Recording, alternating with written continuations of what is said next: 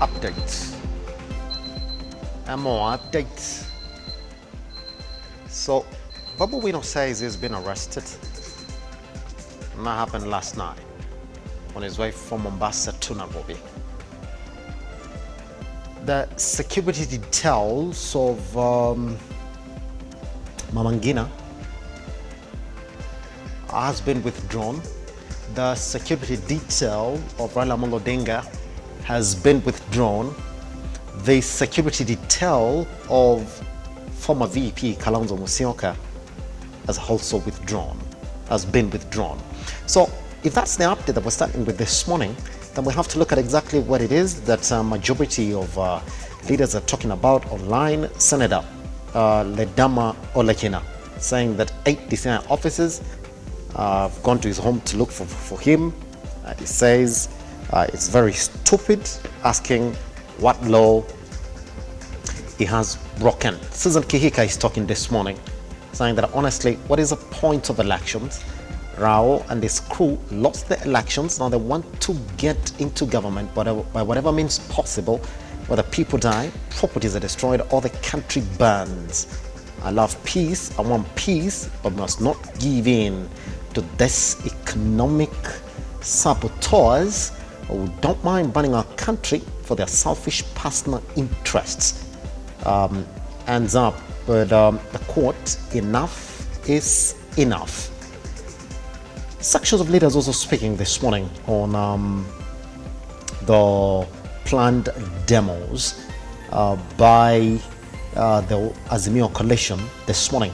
If you look at exactly what it is we're talking about, trending number 1 is Mandamano Wednesday to Friday. Mama Ngina is trending, and we do know why. It is because essentially her security detail has been withdrawn. Also, allegations this morning of big Azimio supporter Juan Gaucho, apparently with allegations of him also being detained by the DCI as well. So, if this is exactly what Kenyans are talking about, on the sidelines of the news that the Ministry of Interior did direct all primary schools, that is day-going primary schools, to shut today, with further communication going to come. That means that it's 3 days and they're going to be shut down. If the Azimio coalition lives true to their promise, that indeed it's going to be Mandamano till Friday. Now it means that the education sector is already feeling the heat of the planned demos across the country. Now, another update is that this morning our reporters were positions on the ground, on the ground as well, telling us in some parts of the country, especially Nairobi CBD, there was heavy presence of police as early as 2 a.m. this morning. And we do know that the Azimio coalition did say that the planned rally at Kamukunji and Jacaranda grounds would go on. A lot of communications that we're going to get through this morning. We're going to come through what is happening across the country, and we're going to report it to you when and how we have it. My name is Simba Kiage. This is Lookuptv. Thank you very much for waking up this morning to start your day with us right here on the Morning Drift. Whatever it is that you're watching us from this morning across the country, we do appreciate your presence this morning. You can use the hashtag at Lookuptv. Actually, the hashtag is Morning Drift, but talk to us at Lookuptv across all your social media platforms. And when I mean that, that's across Twitter, Facebook, and any other platform that you may actually get access to this morning. For now, we take a tiny breather. Once we come back, I'll be taking you straight to whatever it is that you're waking up to this morning on your day list.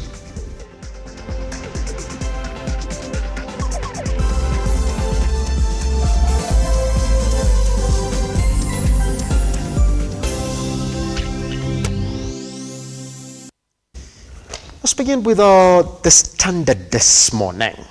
What is it saying? It's saying that Kenya is on the edge. Leadership, the country is staring at a series of protests that will paralyze business, schooling, and normal lives of Kenyans, from Wanjiku to the international community, All eyes on the president and opposition leader to come up with a solution and fast. That story, by the way, this morning has taken prevalence on this particular daily, and that has been covered on pages 4, 5, 6, and 8 of the Standard this morning. And this is what they're saying: the state of the nation. Clerics, foreign envoys say they are worried the demos will reverse peace. Police expected to rein in demonstrators, unlike in the past. Death and property destruction is the result. Now, leaders from both sides are prepping supporters to take on each other.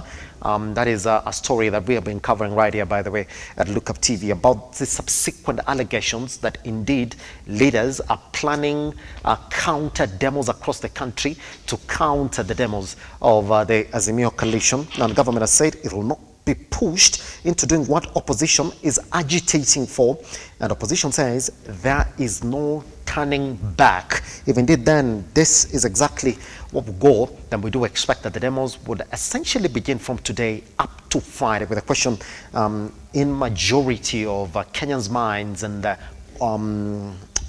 online community, that is essentially the foreign community, is up until when?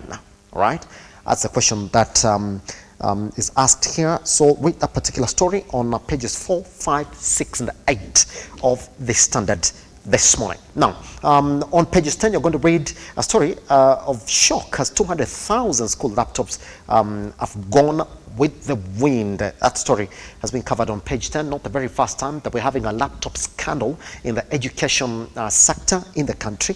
And IMF backs new taxes and okays loan. That particular story has been covered on our pages 24, when Kenya got the 142 billion shillings loan from IMF. And indeed, there's a question here that has been asked on exactly what is the next step for Commonwealth Games. That story has been covered on page 40. That is the back page of the Standard. So not much more really, in as much as this particular daily is concerned. It is just about the planned demos in the country. Good.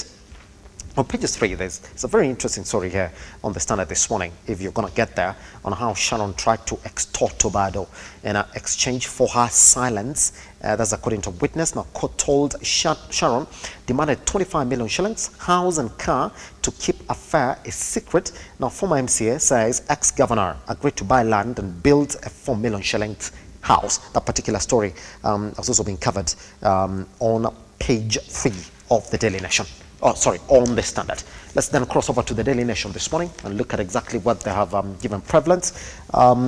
It's the same headline: Azimio demos as truce bid flops. Right now, push for dialogue. Diplomats, religious and business leaders call for dialogue, peaceful protests, and it's a working day. President RUTO set to launch a 1.5 billion water project in Kericho today.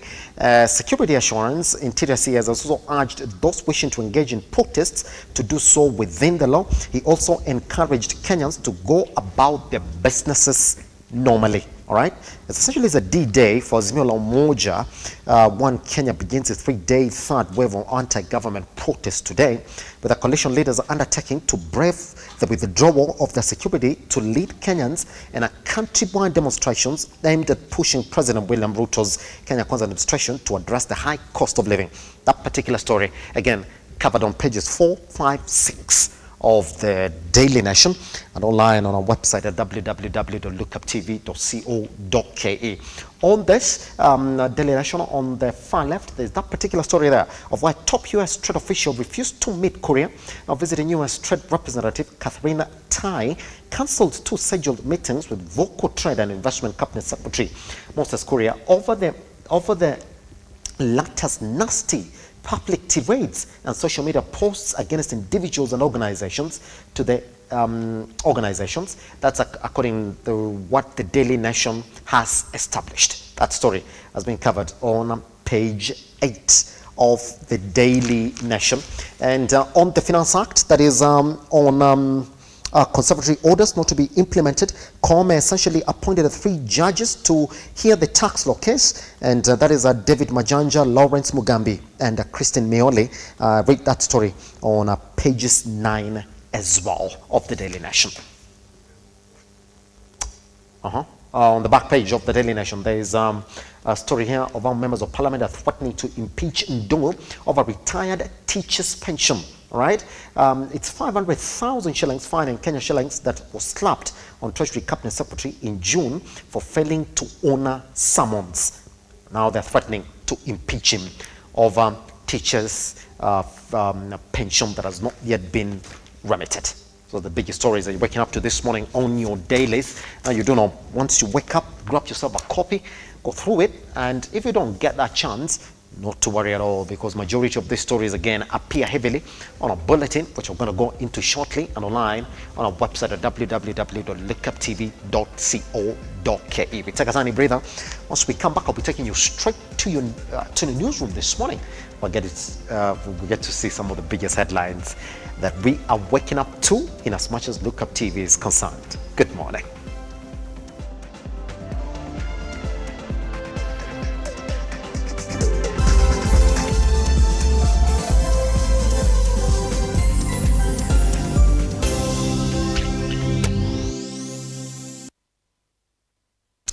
All right, welcome back. Let's then jump into our news this morning, where President William Ruto's decision to lift the ban on logging has come under a lot of scrutiny from environmentalists. The Sengwer community, community is the latest community to weigh in on the matter, terming the move a danger to the conservation of the forests. Mbombut Forest in Elgeyo Marakwet County has been a home to the Sengwer community for a long time, as well as sources of rivers that help the nearby communities in agriculture and animal husbandry. However, the recent announcement made by the President William Ruto while in Molo is raising concerns to the people of Sengwer. Members of Sengwer community have noted that cutting down of trees in forests without a plan will drag behind their progress. Tulipatikana pale, sisi ni watu ambao tunashirikiana sana na miti, hatuishi bila miti. Na hizo miti yote ambayo tunaishi pamoja ni marafiki zetu na ni miti ya kienyeji.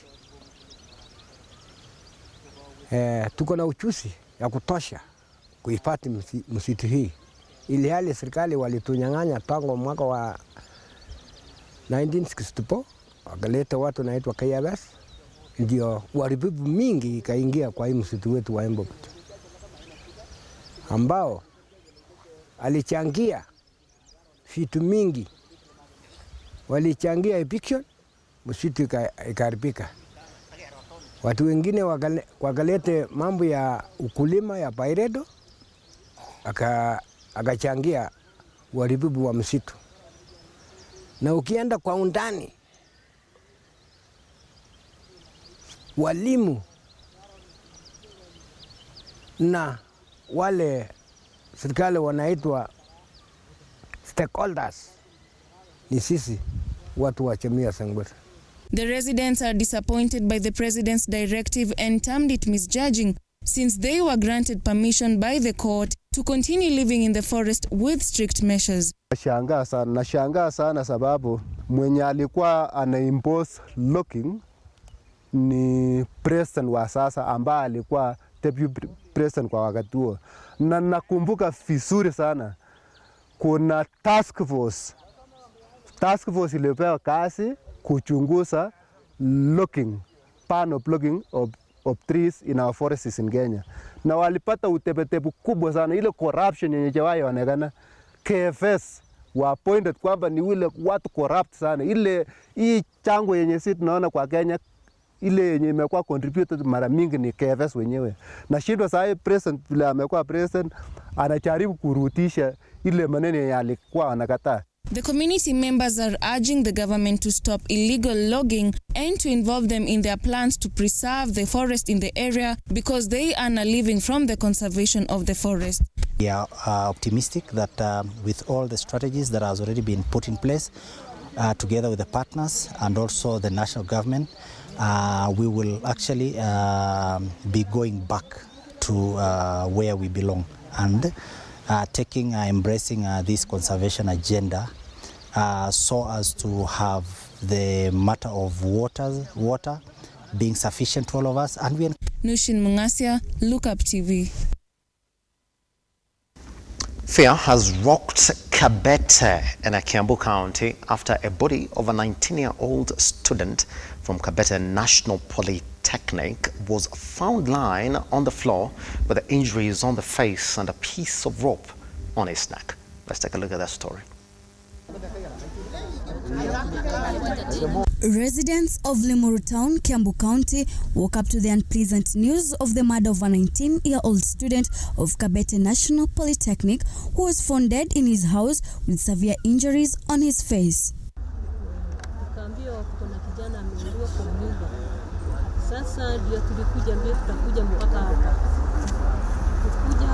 Tukapata kijana ameanguka hapo chini kwa uso, akona vidonda na akona kaba kwa shingo. Hata hatujui ni nini kiliendelea. Hata saa hizi hatujajua ni nini kiliendelea. Hii si mara ya kwanza. Kuko na kijana mwingine pia alipigiwa hapa na akarudia hapa tu. According to the area residents, insecurity has been a major issue in this area. Locals blaming it on young people who consume illicit brew. They are now calling on the national government to intervene and curb the dire situation. Hapa ni mingi sana na sio ya pombe ya kawaida, ni ingine. Abia gasaru akuje mutarakwa. Gasaru akuje mutarakwa. They have also accused the Mutarako police officers of negligence as the spate of insecurity in the region has been happening under their watch. Ndio hii nyumba ya polisi, ndio hii. Na tangu asubuhi tuko hapa bure. Sasa tunafanya namna gani? Mimi sitaki kuongea sana kwa sababu ya Mutarako. Juzi hii unaona hapa. Mwingine anaua hapa. Analetwa hapa. Tena ni boma nyingine. Koja kesho ndio kesho hiyo nyingine. Sasa hapa Mutarako tuko namna gani? Serikali itusaidie sababu wako hapa na nini na kila kitu na hakuna kitu inaendelea. Businesses in Mutarako were also affected after concerned residents went to the streets to demonstrate over the rising insecurity cases, demanding an immediate action from the police officers. Security hapa ni mbaya. Juzi kulikuwa na kijana mwingine aliuliwa hapa nyuma na police station iko hapa karibu. Huyu sasa ameuliwa na hatukuwa na response ya askari. Tangu saa hii kutoka asubuhi ile tulipata hii maneno mpaka saa hii. Kimani, Lookuptv. Naivasha Level 4 Hospital is on the spot after 20 newborns are reported to have lost their lives in the last month. This comes after service providers pulled out their services after going unpaid for months, with the money owed to them totaling to over 300 million shillings.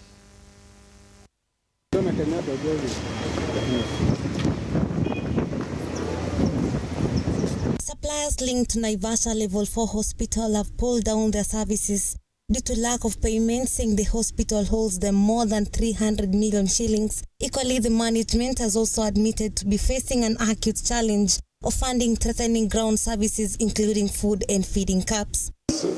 Yeah, we have issues with the other things like feeding cups. We have mortality of from 10 to 15 babies, from 10 to 20 hapo. Mama wakizaa tunahitaji tunawatengenezea koko before they leave the labor room. We don't have a tea and it's broken down. Na pia hatuna koko na sugar. So our mothers are not otire. You're talking about the machines, but even the sugar and According to workers here at critical machines like incubators broke down months ago, while at the pharmacy last dispatch was sent in November last year. The lack of services has led to children sharing one incubator, putting them at risk of contracting diseases. Na unajua laboratory is the heart of any facility of this kind. So hiyo ninaomba tu gavana hata kama ni kuingia ataingia kwa mfuko. Kwanza atuamshie hizo machines. Members of the county assembly Nakuru have also raised their concerns about the 300 million shillings debt, saying that the assembly is coming up with short-term measures to rescue the hospital. Yeah, I think the hospital owed our suppliers to between 250 300 million. of which the county government has promised to settle part of that debt. As at now, we have forwarded some of those debts to the county and they are making arrangements to settle them. Ukiangalia upande huu wa watoto hakuna pahali pengine kuna incubator. Sasa ukisikia ya kwamba incubator ni bili tu functional, wale watoto wako hapo wana share 4 na 3, unaona ya kwamba hata hizo communicable diseases. Healthgate member of County Assembly Virginia Maitha echoed the sentiments as she called for an urgent action to save many patients seeking services at the facility. Kikaa kama kutakuwa na supplementary na budget yenye inapita, tuweze kuona kenye kinaweza kuja kwa hospitali yetu, ndio tuweze kuinua hospitali yetu kutoka pahali iko. Kama ni theater, tuwe na theater zenye zinahitajika na tuweze kusukuma hospitali yetu ifike level 5. Mevin Getembe, Lookuptv, Nairobi. The Cabinet has approved the Anti-Money Laundering and Combating of Terrorism Financing Amendment Bill, which among other things enhances the penalties for violations for declarations on our cross-border currency. This comes as the Commission for Revenue Allocation hints at reviewing funding to county governments. As Juliet Chepkoech now reports, the CRA Commissioner Benedict Musia made the revelations after holding talks with Elgeyo Marakwet Governor Wesley Rotich. Let's take a look at that story as well. The Financial Reporting Centre is set to impose sanctions for violations of the proceeds of crime following the Cabinet's approval of the draft Anti-Money Laundering and Combating of Terrorism Financing Laws Bill of 2023. If enacted by the Parliament, FRC, the Anti-Money Laundering Agency, will have the power to show the instances under which it might request for the revocation of a reporting institution's license. Besides raising the cash transaction reporting threshold from $10,000 to $15,000, the bill provides for the requirement for companies to keep a register of beneficial owners. Yes, sometimes. Elsewhere, Benedict Muasia, a commissioner with the Commission of Revenue Allocation, has hinted at CRA coming up with a formula that will put into consideration counties facing myriad of challenges. We don't want to be very generic. We want to be very, very tailor-made. We want to come up with a formula that considers the unique challenges of every county. And that is why we want to promise Kenyans that the next formula will be a bit versatile. It will not be very rigid. The county assembly, for example, taking about 700 million. Now 700 million to oversight 1.2 billion shillings. You see, iko tabu hapo. Elgeyo Marakwet Governor Wesley Rotich decried underfunding for the last 10 years while remaining hopeful that they will get a better allocation in future. For the last 10 years, we still feel that we were disenfranchised. We were actually unfairly, didn't get our fair share as a county compared to the challenges that we are facing as a county in terms of terrain, in terms of poverty, and in terms of historical injustice. A county that had been neglected, we really thought that with the devolution would have been among the first ones to be considered to get enough resources so that we can be able to transform. MP Fatuma Gedi echoed Rotich's sentiments while calling on the governor to woo more investors and donors to help fund development projects. When you are there, tunaona Elgeyo Marakwet is a very rich county. But again, we acknowledge this is the home of champions. But today from these discussions, we really sympathize with you because of the underfunding that this county is getting. Regardless of the little resources that you receive, which is very little compared to the other counties we've been to before, you can mobilize and attract partners to come and help this county. Juliet Chepkoech, Lookuptv. Azimio la Umoja maintains that their planned 3-day anti-government protests are still on despite the withdrawal of security of their leaders. Addressing a press conference Tuesday at Jaramogi Oginga Odinga Foundation in Nairobi, the leader said they will not be cowed into cooling off the demonstrations. The leaders also accused the government of targeting them using a militia group that intends to attack them as they take to the streets. Decision that we shall fear not those who kill the body but are not able to kill the soul. Wednesday 18th is a day when the Azimio coalition has promised the game-changer maandamano. The coalition leaders maintaining that they will carry on with the protest despite their security being withdrawn. The Azimio La Umoja coalition has announced 3 places where their supporters will converge for the protest beginning on Wednesday. Even with the intimidation of withdrawal of security, Azimio confirms that the protests planned for Wednesday, tomorrow, Thursday, and Friday this week are on as earlier announced. Our voices must be heard. In Nairobi, we will have 3 convergence points: Joseph Kang'ethe grounds, Kamukuji grounds, Jacaranda grounds. To show dissatisfaction with the government of the day, the leaders called on Kenyans to turn up in large numbers and bang cooking pots and pans, launching what they call is the Sufuria movement. Tomorrow, we ask Kenyans to come out of their homes and bang sufurias, pots and pans to signify lack of food. The Sufuria movement kicks off tomorrow and continues until the battle is won.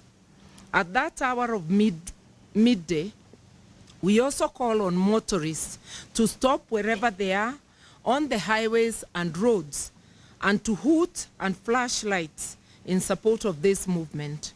The call for maandamano comes at a time when leaders from different organizations have called on the government and opposition to have a dialogue and resolve the issues. Against the backdrop of the protests, the Kenya Kwanza administration has withdrawn all security previously attached to the leadership of Azimio La Umoja, One Kenya Coalition Party.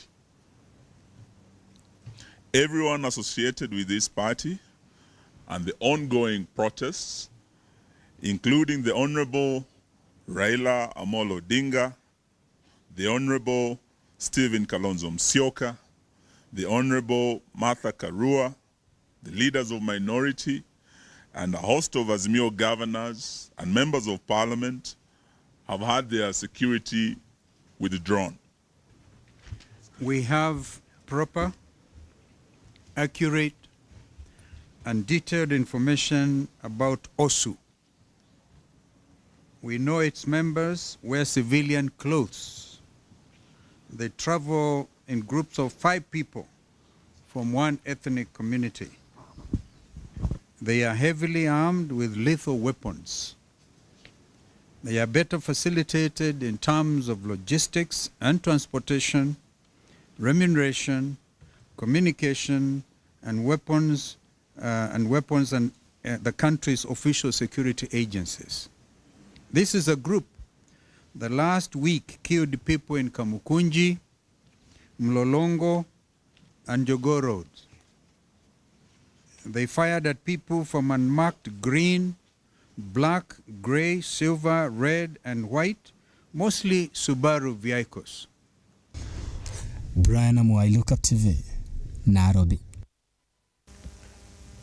Embassies and high commissions of 13 European countries have expressed their concerns on the anti-government demonstrations set to resume today. As Ian Ketani now reports, the countries are now urging both parties to find alternative ways of settling their dispute without the anti-government protests led by the opposition chief, Raila Amolo Odinga.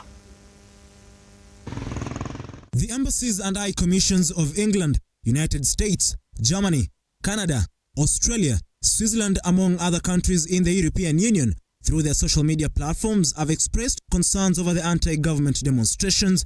The joint statement read, and I quote, "We are saddened by the loss of life and concerned by the higher level of violence, including the use of live rounds and the destruction of property during the recent demonstrations.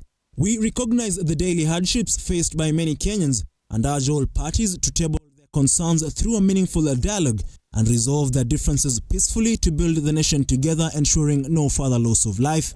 We stand ready to support the parties in their efforts to find constructive peace solutions. The statement comes hours to the resumption of the second wave of anti-government demonstrations scheduled for Wednesday, Thursday and Friday, with ODM Secretary General accusing President William Ruto of planning to hire goons to attack peaceful demonstrators. Received intelligence that in fact senior police officers in the Kenyan Police Command have chosen to ignore the illegal directive that was given by CS Kindiki for police officers to shoot protesters.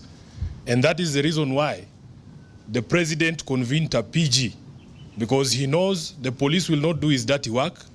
He has now told his own members of parliament to mobilize people in their constituencies to come and harm protesters. As the opposition remains adamant on holding demonstrations, President William Ruto has on more than one occasion castigated the opposition and its demonstrations, insisting that his government will handle the situation differently. We are going to have a conversation as a nation about demonstration. We must have a candid conversation about what amounts to demonstration, because we cannot continue to use the excuse of demonstrations to destroy property, public or private. Mimi nataka niwahakikishia Wakenya, we will mobilize every resource to protect the property, the lives, the interests of every Kenyan as we go forward. Ian Keitane, Lookuptv.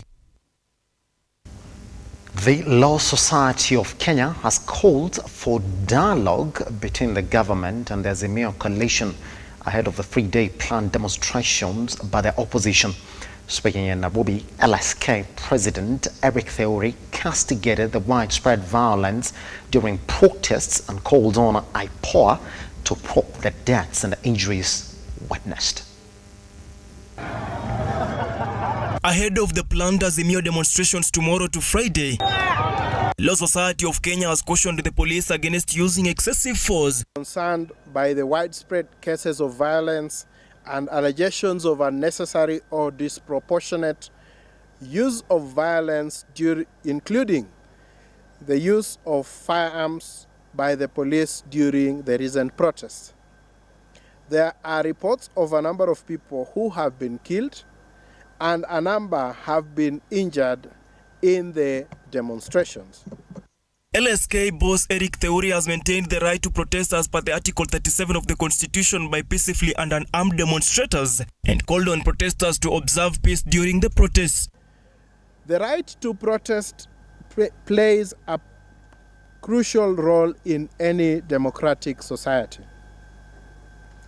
It provides a platform for people to express their views, call for change and influence government policy.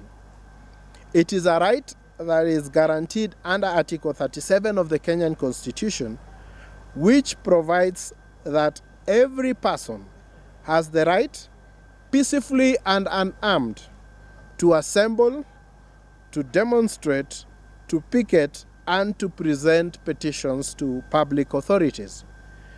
This right is also guaranteed under regional and international human rights instruments that have been ratified by Kenya, including Article 11 of the African Charter on Human and People's Rights, famously known as the Banjul Charter, and Article 21 of the International Covenant on Civil and Political Rights. Theory has castigated the national government for withdrawing police officers assigned to Azimio coalition leaders, noting that the Constitution requires them protected. Opposition, some of whom enjoy security by virtue of the positions that they hold. It will be a height of irresponsibility. It demonstrates that the police service has taken sides in a political contest. It is an act that is grossly irresponsible. The LSK president is now calling for a national dialogue and consensus moving forward, and has insisted on the need for sobriety amongst leaders. We also desire to see acts of reconciliation, acts of putting the country above political interest, and that the various political factions can begin to have meaningful dialogue towards resolving the challenges that we face as a country. Stanley Lugaria, Lookuptv. Well, pictures coming to the newsroom this morning. Former reporters on the ground, by the way, will be combing the entire city and major towns across the country. Is that there's already a heavy police presence along Dennis Street Road, which is, by the way, just like 2 or 3 kilometers from the office, right here in Lavington, Nairobi. All right, those are the kind of stories that we're going to look at as we get into the next part of our conversation this morning, looking at exactly what has transpired between yesterday and today, essentially on the counter demos that have been planned by the Kenya Kwanza side in a bid to cool or balance the state of affairs within the country and as far as the azimio nationwide protests are concerned.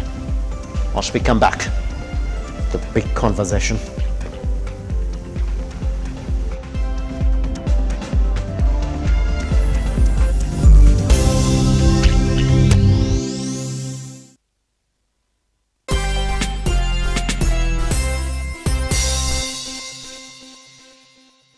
The future is hands-on, and Sensei College is at the front line of technical institutes in Kenya, offering practical and skill-based courses accredited by all concerned bodies, TVETA, NTSA and NITA. Sensei College offers driving and plant operator, cosmetology, fashion and design, mechanics, hydroponics and irrigation, installation, building construction, hospitality, photography and video production, electrical and electronics repairs, and ICT courses. Get free plant operator training when you enroll for plant mechanics, free driving when you enroll for motor vehicle mechanics, and free riding when you enroll for motorcycle mechanics. The requirement is an ID only, with intakes every first week of the month. We have 2 campuses in Nakuru and Nairobi. We provide meals and accommodation. Sensei College. My skills, my future. The county government of Nyeri, with approval of His Excellency the Governor, Mutahi Kahiga, has granted 100% waiver on all interest and penalty accrued on all outstanding land rates. Property owners in Nyeri County are advised to take advantage of the waiver period that starts from 30th June 2023 and ends on 28th July 2023 on condition that the principal rates are paid in full. Property owners are advised to obtain invoices from the Sub-County Revenue Office where the property is located and make payment by depositing cash or banker's check to a bank account. Take notice that once the waiver period lapses, the county government will institute all necessary measures to recover any unpaid rates and penalties, including repossessing the property.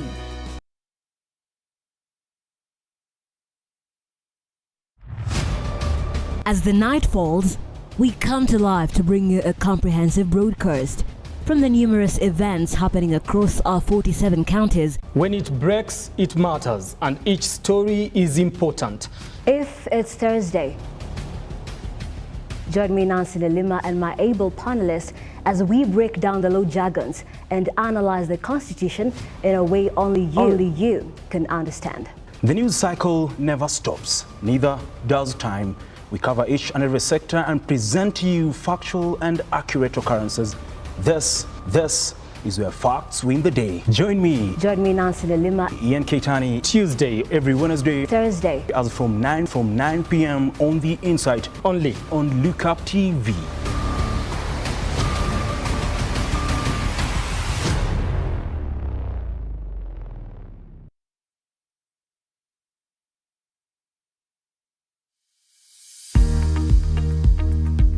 It's time to restart, rescale, and talk about health matters. If you get exposed to high fluoride between 0 to 12 years, your teeth will be permanently discolored. Wake up, eat healthy, and keep fit. With the help of health experts, we will help you understand different health conditions and how to treat them. Dental fluorosis is an irreversible condition that affects the outer layer of your tooth. This is your health journal. My name is Wanjugu Washira. Every Wednesday from 8:30 p.m. Everything will be well discussed here on this platform. Only on Lookuptv.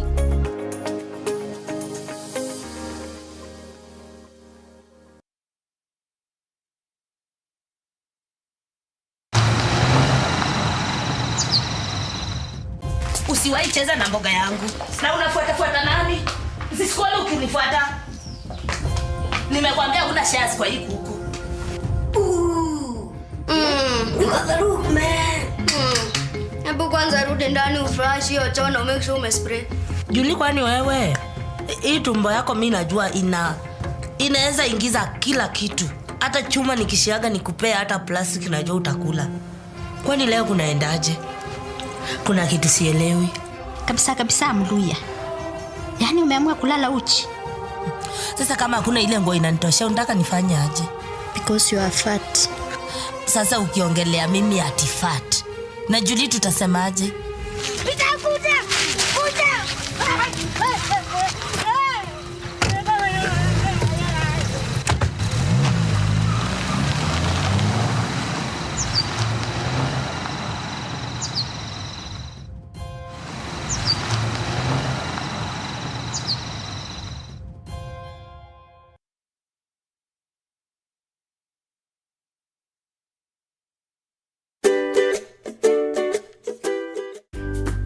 It's all about trying out fresh meals. As you know, your health comes first.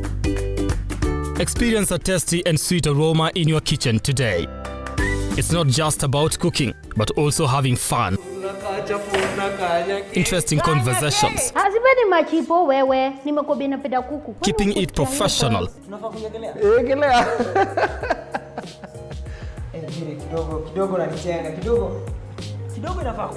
and not forgetting refreshing moments. Oh, let me tell you, mine is gonna be oh. The Cook-Off with Alex Karani, Saturdays at 6 p.m.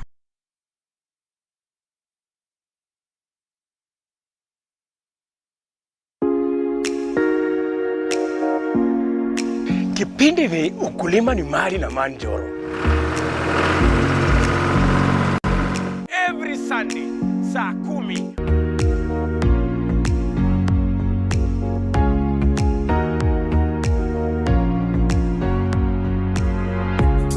Jiunge na mimi ili nikufundishe mengi kuhusu ukulima wa nyanya,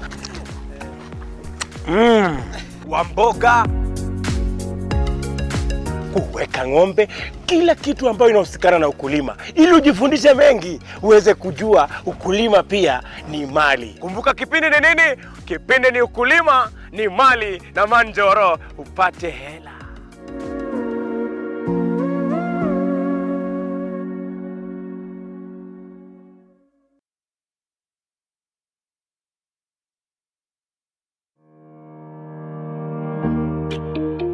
Hi, and welcome to Tujenge Home.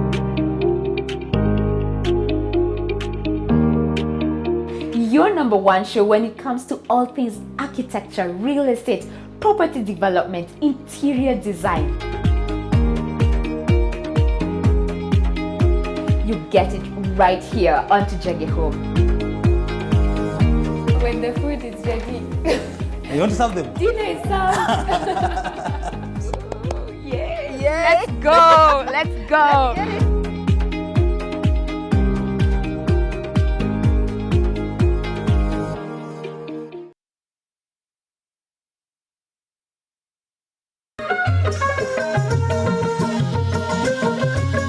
Karibu mtazamaji kwenye kipindi cha jamii na itikadi.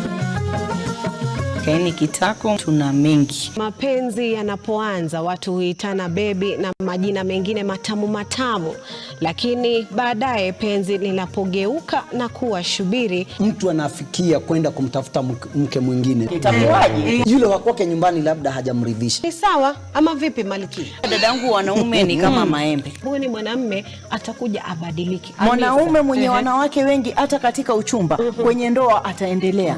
Mtu na tabia yake hawachi. Ile umbo la kike likishaanza, kila kitu kishaanza kuwa mahali pake. Ningependa kukuona. Sijaenda mahali ambapo mimi nilisikia mtu ati huyu alikuwa shujaa, alikufa katika mstari wa mbele wa ndoa. Sijawahi sikia mimi.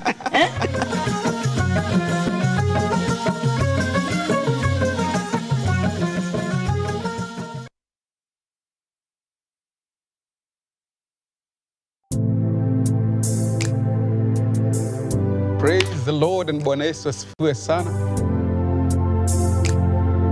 My name is Pastor Joseph. I'm from a ministry called Reconcilers World. God gives strength to the weary. I am, Jesus is speaking. He says, I am the door. Then he says, anyone who enters in through me will be saved. The Lord is my shepherd or shepherd. Then he says, I will always have everything I need. God desires to guide you. He's telling you that this day, don't just trust the Lord, but he's telling you, trust the Lord widely.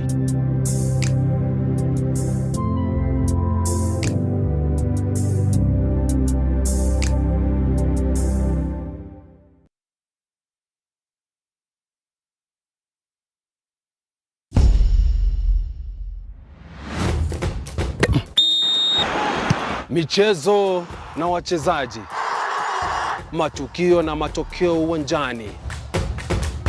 Tumejifunga kibwebwe kukuletea mbwembwe, si mazungumzo ya kusisimua. Ndiyo maana safu ya spoti ipo hapa kwa ajili yako. ZFC!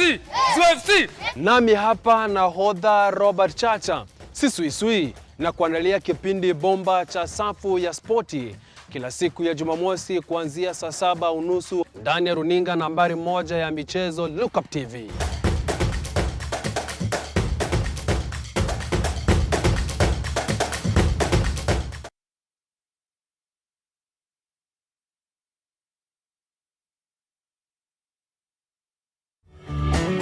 Beautiful, wonderful, glorious. We are having the show that we share entitled Shepherd Voice. I'm waiting for you to get me to Kenya. That's what I'm waiting for you.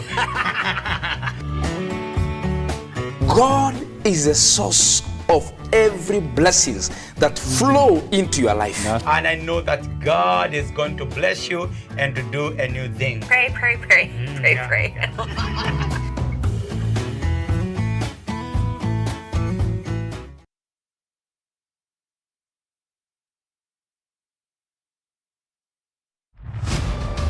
As the night falls, we come to life to bring you a comprehensive broadcast from the numerous events happening across our 47 counties. When it breaks, it matters, and each story is important. If it's Thursday, join me, Nancy Lima, and my able panelists as we break down the low jargons and analyze the Constitution in a way only you can understand. The news cycle never stops, neither does time. We cover each and every sector and present to you factual and accurate occurrences. This is where facts win the day. Join me, Nancy Lima, Ian Keitani, Tuesday, every Wednesday, Thursday, as from 9 p.m. on The Insight, only on Lookuptv.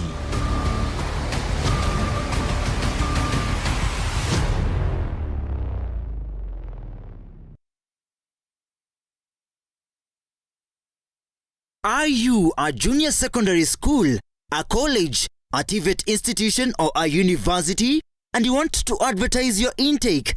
Book now and advertise with us today on both Lookuptv and all our digital platforms. Call us today on 011 0430 158, 011 0430 158 or email us on sales@lookuptv.co.ke. Kiangazi imedhiri sana katika area hii yetu ya Laikipia. Mara mingi sana katika Laikipia kuna wafugaji na kuna wakulima. Hakuna yule ambaye amesaidika, hata wakulima pia hawajasaidika na wafugaji pia hawajasaidika. Lakini kwa siku ya leo tunasema kwamba RUTO Foundation imetusaidia sana kwa sababu inalisha jamii ambaye hawana nguvu ya kupata lishe mahali moja au nyingine. Tumekuwa tunalala hoi. Ukweli kabisa, mimi siamini. Hata mtu mwingine juzi tumeleta hapo usiku, alikuwa amesimia. Alikuwa na siku 3 hajaumwa kitu. Kwa hivyo tunashukuru sana RUTO. Leo watoto wengi ameshiba. Nashukuru Mungu kwa RUTO Foundation siku ya leo, maana wamekuja at least manyumba 100 leo na 10 itaweza kunuka kitunguu jioni ya leo. Tulikuwa na njaa, si mchezo, ilikuwa na njaa, si ya ile ya kusema iko njaa. Ya kwanza tumekuwa na watoto ambao wameshikwa na hata watu wazima na utapia mlo, na pia tukiangalia hii ni area ambayo imejaa watu ambao wana rely na mifugo, na mifugo mingi imeweza kuisha kwa sababu ya kiangazi, na tunashukuru sana the RUTO Foundation kwa msaada wao ambao wameweza. Asanteni sana. Every time you play Lotto, 25% goes to the RUTO Foundation, which supports our fellow Kenyans through various causes. Thank you for your help. Together, we are changing lives.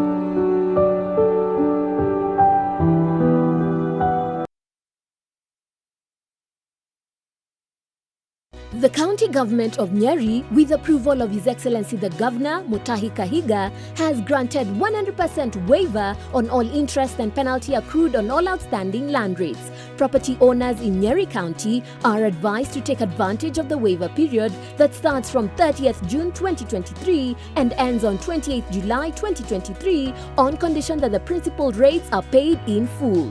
Property owners are advised to obtain invoices from the Sub-County Revenue Office where the property is located and make payment by depositing cash or banker's check to a bank account. Take notice that once the waiver period lapses, the county government will institute all necessary measures to recover any unpaid rates and penalties, including repossessing the property.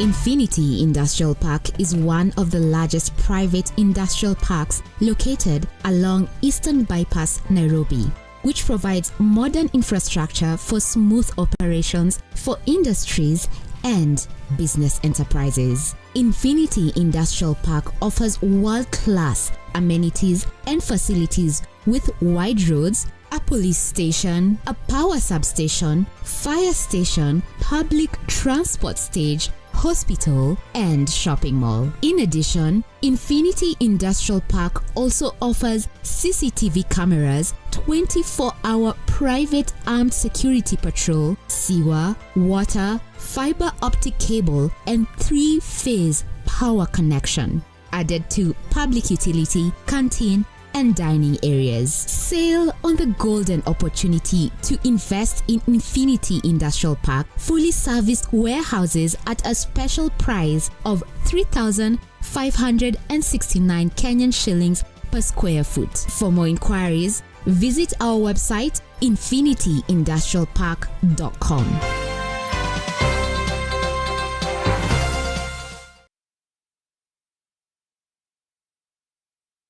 The future is hands-on, and Sensei College is at the front line of technical institutes in Kenya, offering practical and skill-based courses accredited by all concerned bodies, TVETA, NTSA and NITA. Sensei College offers driving and plant operator, cosmetology, fashion and design, mechanics, hydroponics and irrigation, installation, building construction, hospitality, photography and video production, electrical and electronics repairs, and ICT courses. Get free plant operator training when you enroll for plant mechanics, free driving when you enroll for motor vehicle mechanics, and free riding when you enroll for motorcycle mechanics. The requirement is an ID only, with intakes every first week of the month. We have 2 campuses in Nakuru and Nairobi. We provide meals and accommodation. Sensei College. My skills, my future.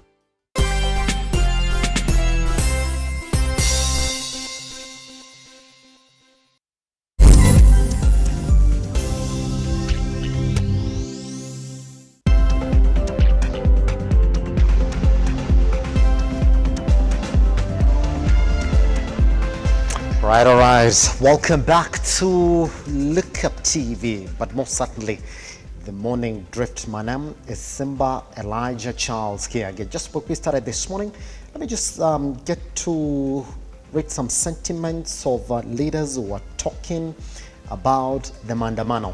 that is slated for today till Wednesday. But even before we get there, a couple of pictures that are coming into our newsroom from our reporters on the ground.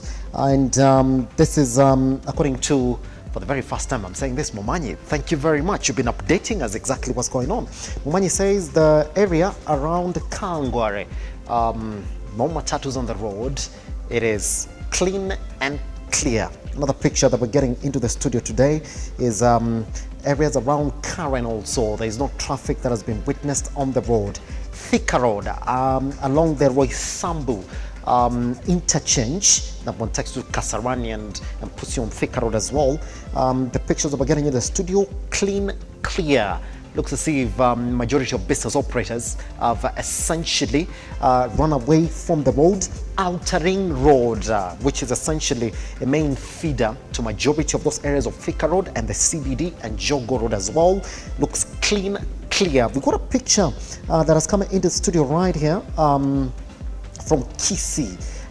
Kisii town, which essentially has been a hotspot in those demonstrations that we've seen over the past couple days. This exactly we're getting around the Darajambili market. If you don't know what that is, already stones all over the road. Looks as if that area has essentially been a no-go zone as things will be.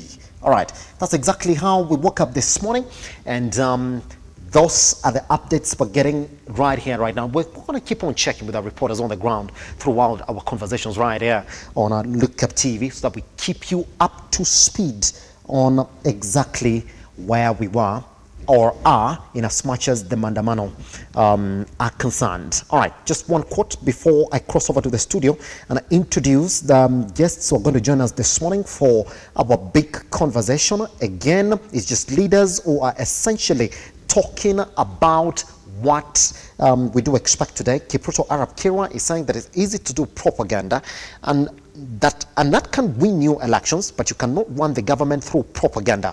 Reducing the price of fertilizer is a small component of the cost of agriculture. The cost of agriculture starts with planting all the way to production. All right, some of the comments of leaders on exactly what we do expect to go on in the country today. This is what Senator Kiprotich Arab Cherargei is talking about this morning.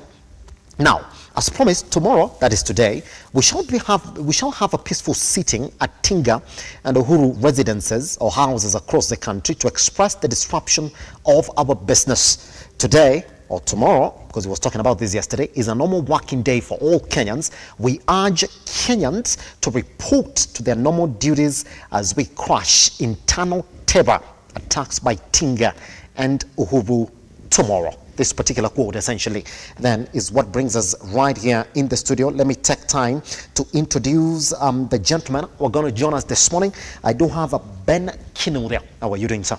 Very well, thank you. Happy to have you around. Online, we do expect then to be joined by Edwin Kigoli, who's a youth and policy analyst, and also Brian Sunguti, who's a political analyst as well. Main reason as why they're not in the studio, Ben, by the way, they said, Simba, hatujui kama tuweza kuja kwa studio, tushikwe njiani on our way back. It's a good thing that you decided to make your way to the studio this morning. Good. All right.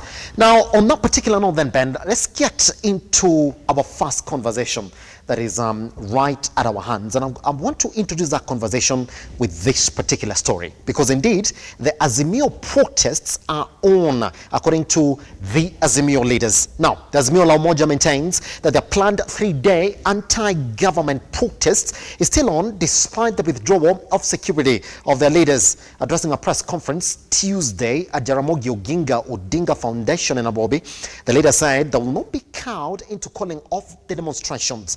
The leaders also accused the government of targeting them using a militia group that intends to attack them as they take to the streets. Let's take a look at this story. Once we come back, Ben Kinuthi and I will start weighing on it as we invite the rest of the gentlemen who are going to join us in the studio. Let's take a look at that story. As leaders, we have reached the decision that we shall fear not those who kill the body, but are not able to kill the soul. Wednesday 18th is a day when the Azimio coalition has promised the game-changer maandamano, the coalition leaders maintaining that they will carry on with the protest despite their security being withdrawn. The Azimio La Umoja coalition has announced 3 places where their supporters will converge for the protest beginning on Wednesday. Even with the intimidation of withdrawal of security, Azimio confirms that the protests planned for Wednesday, tomorrow, Thursday, and Friday this week are on as earlier announced. Our voices must be heard.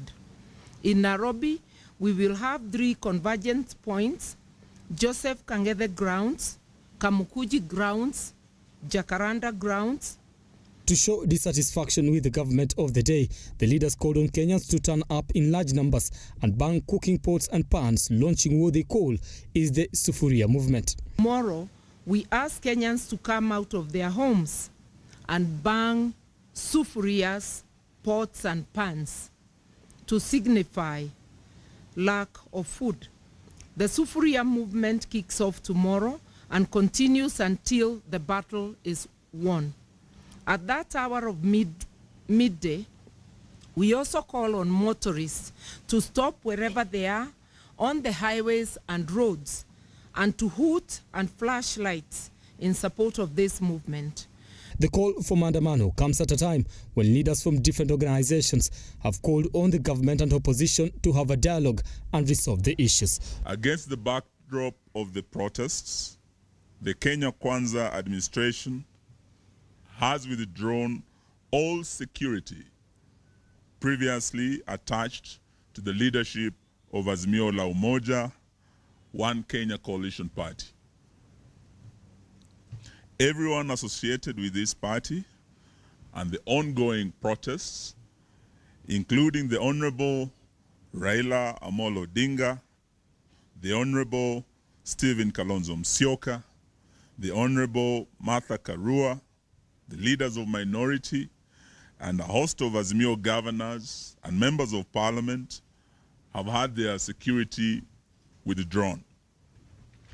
We have proper, accurate, and detailed information about OSU. We know its members wear civilian clothes. They travel in groups of 5 people from one ethnic community. They are heavily armed with lethal weapons. They are better facilitated in terms of logistics and transportation, remuneration, communication, and weapons and the country's official security agencies. This is a group that last week killed people in Kamukunji, Mlolongo, and Jogoo roads. They fired at people from unmarked green, black, gray, silver, red, and white, mostly Subaru vehicles. Brian Amuai, Lookuptv, Nairobi. All right, Ben, I want to cross over to where you're seated as we wait for this gentleman to join us online. And this is exactly what Senator Cherargei is tweeting this morning, or yesterday. As promised, tomorrow we shall have peaceful sitting at the Tinga Uhuru residences or houses across the country to express the disruption of our businesses. Tomorrow is a normal working day for all Kenyans. We urge Kenyans to report to their normal duties as we crush internal terror attacks by Tinga and Uhuru tomorrow. It looks as if, Ben, that the plan now is to take the demonstrations to where they think it hurts the organizers of the demonstrations most. Take it to Uhuru and Raila Amolo Odinga's homes. That is the plan. We suspected there were allegations that indeed the bigger plan for the government today was going to be organizing counter demos. But if you go by what Senator Cherargei is tweeting now, the plan is then clear. It's not allegations anymore. A very good morning. Good morning. It's a really, really sad morning for this country today. And the reason I say it's sad is because this government does not seem to understand what it means when citizens say that they surrender their right to protect themselves and give that right to the government so that we don't carry arms and the government has got the monopoly of carrying arms and violence and protecting people. When the government then moves and allows wananchi to carry weapons of violence, it means the government is saying they have failed in their core duty and in their core responsibility. So what citizens do is they surrender their will, their ability, their permission to carry weapons to the government and let the government carry those weapons and protect the citizens from any atrocities that could happen to them. So when the government then decides to use somebody like Mark Tosha, who came openly on TV and said that we are going to mobilize our young people to protect people in Matatu stages, then you ask, isn't it time we dissolve the police? Why do we need the AP? Why do we need the GSU? Why do we need the Kenya police? If the government is telling young people who are untrained, ill-equipped, not briefed, to wake up and go and provide security, then you should disband Kiganjo police station training.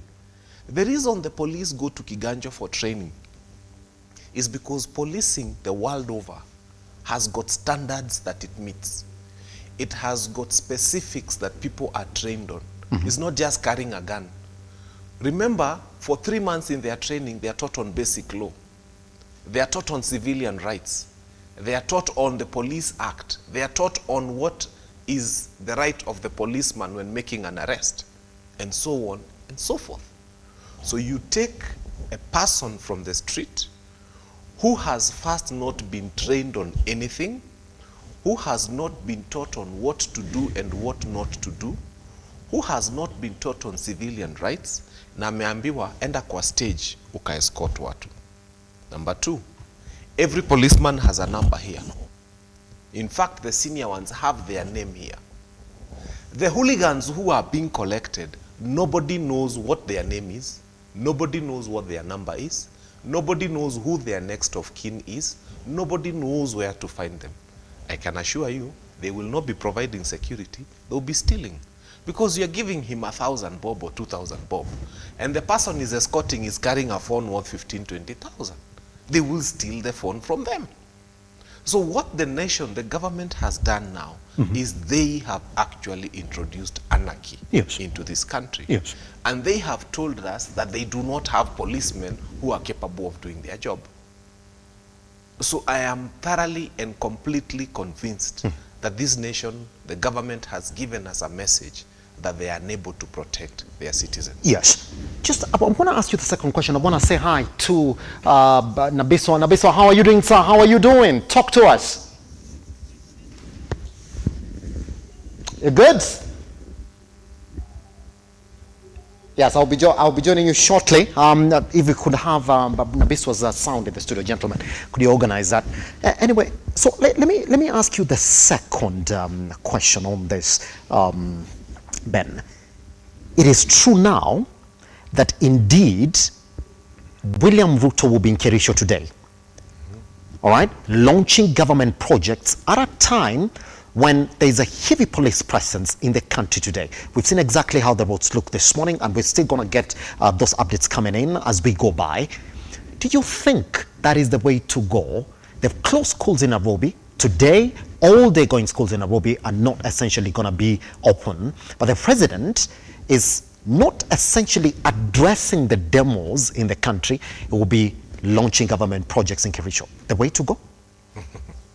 I sat here last week and I spoke of a president who goes to countries where Kenya is not interested in during maandamano. And now he's in Kericho. He's heading to Kericho. What he's trying to say is, you can ban Nairobi. I am not interested. I am launching some projects in Kericho, and you can have heavy police presence here. Yes. And we can have goons running the show. I think it's a high time the head of state came out and addressed himself to this issue. Yes. It's a high time. It's a 1.5 billion water project in Kericho. which the president is convinced that that's exactly what Kenyans need now, not maandamano. But we are losing about 3 billion shillings every day with this maandamano in this country. And it's the same government that has told us. So are you more keen on the 1.5 billion or the 3 billion that Kenyans are losing every day? And we are losing livelihoods. And we are even losing lives themselves. And people are being shot. In fact, the most difficult part about this whole thing is that out of the people who've died of maandamano, yes, we have not seen people who are said to die of blunt objects or stones or that. The bulk of them are dying from bullet wounds. Yes. And it is police bullets. You saw the people in Kisii who were shot in a shop, first floor. There was no maandamano happening on a first floor of any shop. So there's a lot of carelessness in the way the police are handling this whole issue. And I have always said, any person who thinks that this maandamano will end because you used a bullet or a baton or a gun or goons or pangas is wrong. This maandamano will end with dialogue. That's it. Ben, I'll be coming back to you because now the conversation essentially begins because the government has already reacted. What we've seen across the board is that with the withdrawal of security details of one Raila Amolo Odinga, we've also seen the same thing done to Kalonzo Musyoka. And by the way, there are other gentlemen in that group as well who've lost their security detail. At this point, let me bring Nabiswa to the conversation. Nabiswa, good morning, sir. Can you get me? Hi, Elijah. How are you doing, sir? I'm doing good, Elijah. Fantastic. Fantastic. We can't complain. Same question that I put to Mr. Kinuthia this morning on exactly what the reaction of the government is. Now, Bishop Brian, you're quite aware now that indeed all those allegations that were being sprung around about how the government's plan now is to organize counter demonstrations and not allegations anymore, the likes of Senator Cherargei have already laid it bare that today they plan to go and demonstrate outside Uhuru Kenyatta and Raila Amolo Odinga's homes. Is that the way to go now, Nabiswa Brian? Elijah, good morning, and to all our viewers this morning. You know, Elijah, I think there is no one in this country who really celebrates the kind and the nature of protests that are going on in our country, because we have really turned the kind of demonstration going on in this country, they have been transformed to be a form of gunnery, and it's all looting business. Whatever I'm really sorry for whatever happened last week. You see, there is business people are really counting losses. A lot happened. Business were broken in. Properties were stolen. And I really think that that is not the way to go as a country.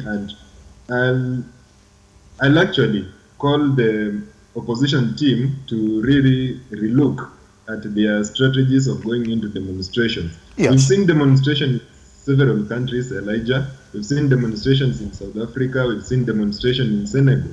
And whatever is happening in this country is totally different from what we expect to be peaceful demonstrations. Because how are these opposition chiefs who are taking Kenyans and young people to the streets in the name of fighting for the economic status, economic condition of this country, which in my own view, I think it's not true, because it's all about their interests. There is something really they need out of these demonstrations. And what are they doing about the businesses which are being destroyed? What are they doing about the people who are killing on the street? Should that be the concern of the opposition, or should it be concern of the government? Because the opposition this morning, Brian, they are blaming the government for failing to protect the demonstrators. But okay, Elijah, one, you see, the government has a duty to protect the people, to protect the people's businesses, to protect the life of every single citizen. Yes. But what we see, this demonstration, what is happening? Why can't the opposition chiefs and the Azimio coalition at large really rally the people to have just peaceful demonstration without touching people's business? And you see, these people are so provocative, Elijah. You know, in this country, in this kind of demonstration we have, there is no way our policemen and women can even escort the people who are demonstrating. They will start provoking them, calling names, including throwing stones at them. What do? The policeman cannot stand there being assaulted by a demonstrator, being thrown stones at. They have to protect now. They have to control these people by either using water cannons, tear gas lobbies, and again, Elijah, whatever has really transpired, better part of yesterday, there are several groups coming up pronouncing that they are really going to protect their people, their business. You know, these people, they want to protect the businessmen, especially in Nairobi. You go to Kenyatta Market, Kangemi, Mudurwa, those men and women who are vendoring their commodities there are their mothers, their wives, their sisters. Now, these people have seen what has really happened when their mothers have counted a lot of losses through this mandamano thing, because a woman has gone to the market, or a man with his stock, at the end of the day, because of demonstrations, everything is, the stalls are vandalized, the commodities are stolen. So what they are really saying is, we are going to protect ourselves, we are going to protect these business people, because when the police comes out to protect us, you will come out saying that the police are using forces against us. Is the thing, now, Mr. Brown, do you think your statement is going to hold water this morning if we begin with the headlines, which is essentially the next part of our conversation, that indeed the security details of one, Raila Amolo Odinga, and former VP Kalonzo Musyoka, and even Mama Ngina have been withdrawn this morning as we talk about demonstrations? If the government is true to their word of protecting the security of citizens in the country, then they would have led by example by not withdrawing the security details of those three, if they are true to their word. You see, Elijah, one thing we must understand is, you are taking innocent people alongside you to go and demonstrate. But you yourself, the person who is calling for this mandamano and demonstration, is heavily guarded by the government. Is heavily guarded, is protecting himself in high-end vehicles. When you are sending young people, innocent people who doesn't even have medical cover. Now, Bishop Brown, whose responsibility is to guard these people who do not have security, the citizenry that we're talking about here this morning? Whose responsibility is it? The government has a responsibility. So why can't they do it? So why can't they do it, Bishop Brown? So why can't they do it, Bishop Brown? Yes, Elijah, one thing you must know. Personally, myself, I have to be responsible for every action I take. And the government cannot call for demonstrations when the opposition cannot call for demonstration and expect the government to lead them, or guide them and protect. If the opposition chiefs are calling for demonstrations, let them be responsible and organize their people, and ensure that those people they are calling out to demonstrate are very much responsible in their demonstration approach. It's a very good thing that we do have Mr. Kinuthia in the house this morning. Mr. Kinuthia, you see what Bishop Brown is saying, that indeed it's not okay for us to read so much into the security withdrawals of one, Raila Amolo Odinga, Mama Ngina, and former VP Kalonzo Musyoka. Is it okay for us to read so much into that intention by the government to withdraw that security detail? You see, just before the elections, we had a president who went around the country saying that Uhuru is a rogue president because he has changed his security detail from the GSU to AP, and they are withdrawing security details for, I don't know, some other members of the then Tanga Tanga. Today, this is what they are doing. They are busy withdrawing security for other people. One of the things that Kenya Kwanza does not remember, because they forget very quickly, is that Honorable Kalonzo Musyoka was at one time the Deputy President of the Republic of Kenya. He was the Vice President under Mwai Kibaki. as the Vice President of the Republic of Kenya, or the former Vice President of the Republic of Kenya, the reason Kalonzo Musyoka is protected is because there are state secrets he still holds to date. He understands so much about this country. He knows everything about the security of this country from that time until this moment. Because he used to get briefs when the president got briefs. They used to sit at the National Security Council meetings discussing the security of this nation. So if, God forbid, Al-Shabaab abduct him because he has got no security attached to him right now, God forbid, if they abducted him right now, and with the carelessness of this government having opened the border with Somalia without care, you see what is happening in Lamu. So it's a possibility. If unfortunately, and God forbid, Kalonzo Musyoka was taken away out of this country and he found himself in a place like Somalia, where or in what position do you think this nation would be? A country that cannot protect its former leaders. Look at, I want you to hold your thoughts right there, because I want to come back with you. But Bishop, we have to go for a tiny little breather so we can actually get the updates of exactly what is going on across the country as we speak today. Once we come back, those particular sentiments of Mr. Kinuthia will continue on exactly what we read into the withdrawal of the security details of Mama Ngina, Raila Amolo Odinga, and one Kalonzo Musyoka. Once we come back right here on Lookup TV, join us online at Lookup TV across all your social media platforms at Lookup TV across all that as well. Good morning.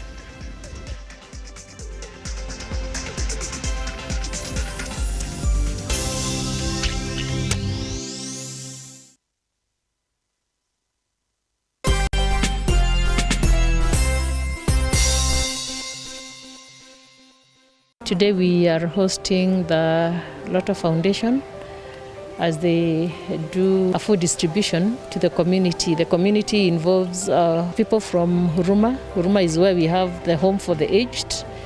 So quite a population from the home are getting the gift packs. Most of our children come from Githogoro and Huruma. These are informal settlements. Honestly, these parents have not been working. The number of children that will come to me, even the ones who are not in school, and tell me, Mwalimu, we have not fed for 3-4 days, is quite huge. So this will go a long way. A family that has not fed for 3 days, they will at least get a meal. We also thank RUTO. This is the second time that you're coming, and it always makes a difference. It always makes a difference. Thank you for your help. Together, we are changing lives.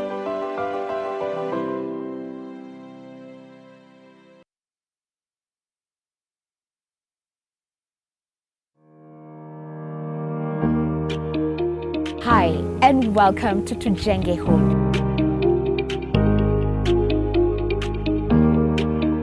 Your #1 show when it comes to all things architecture, real estate, property development, interior design. You get it right here on Tujenge Home. When the food is ready. You want to serve them? Dinner is served. Let's go. Let's go.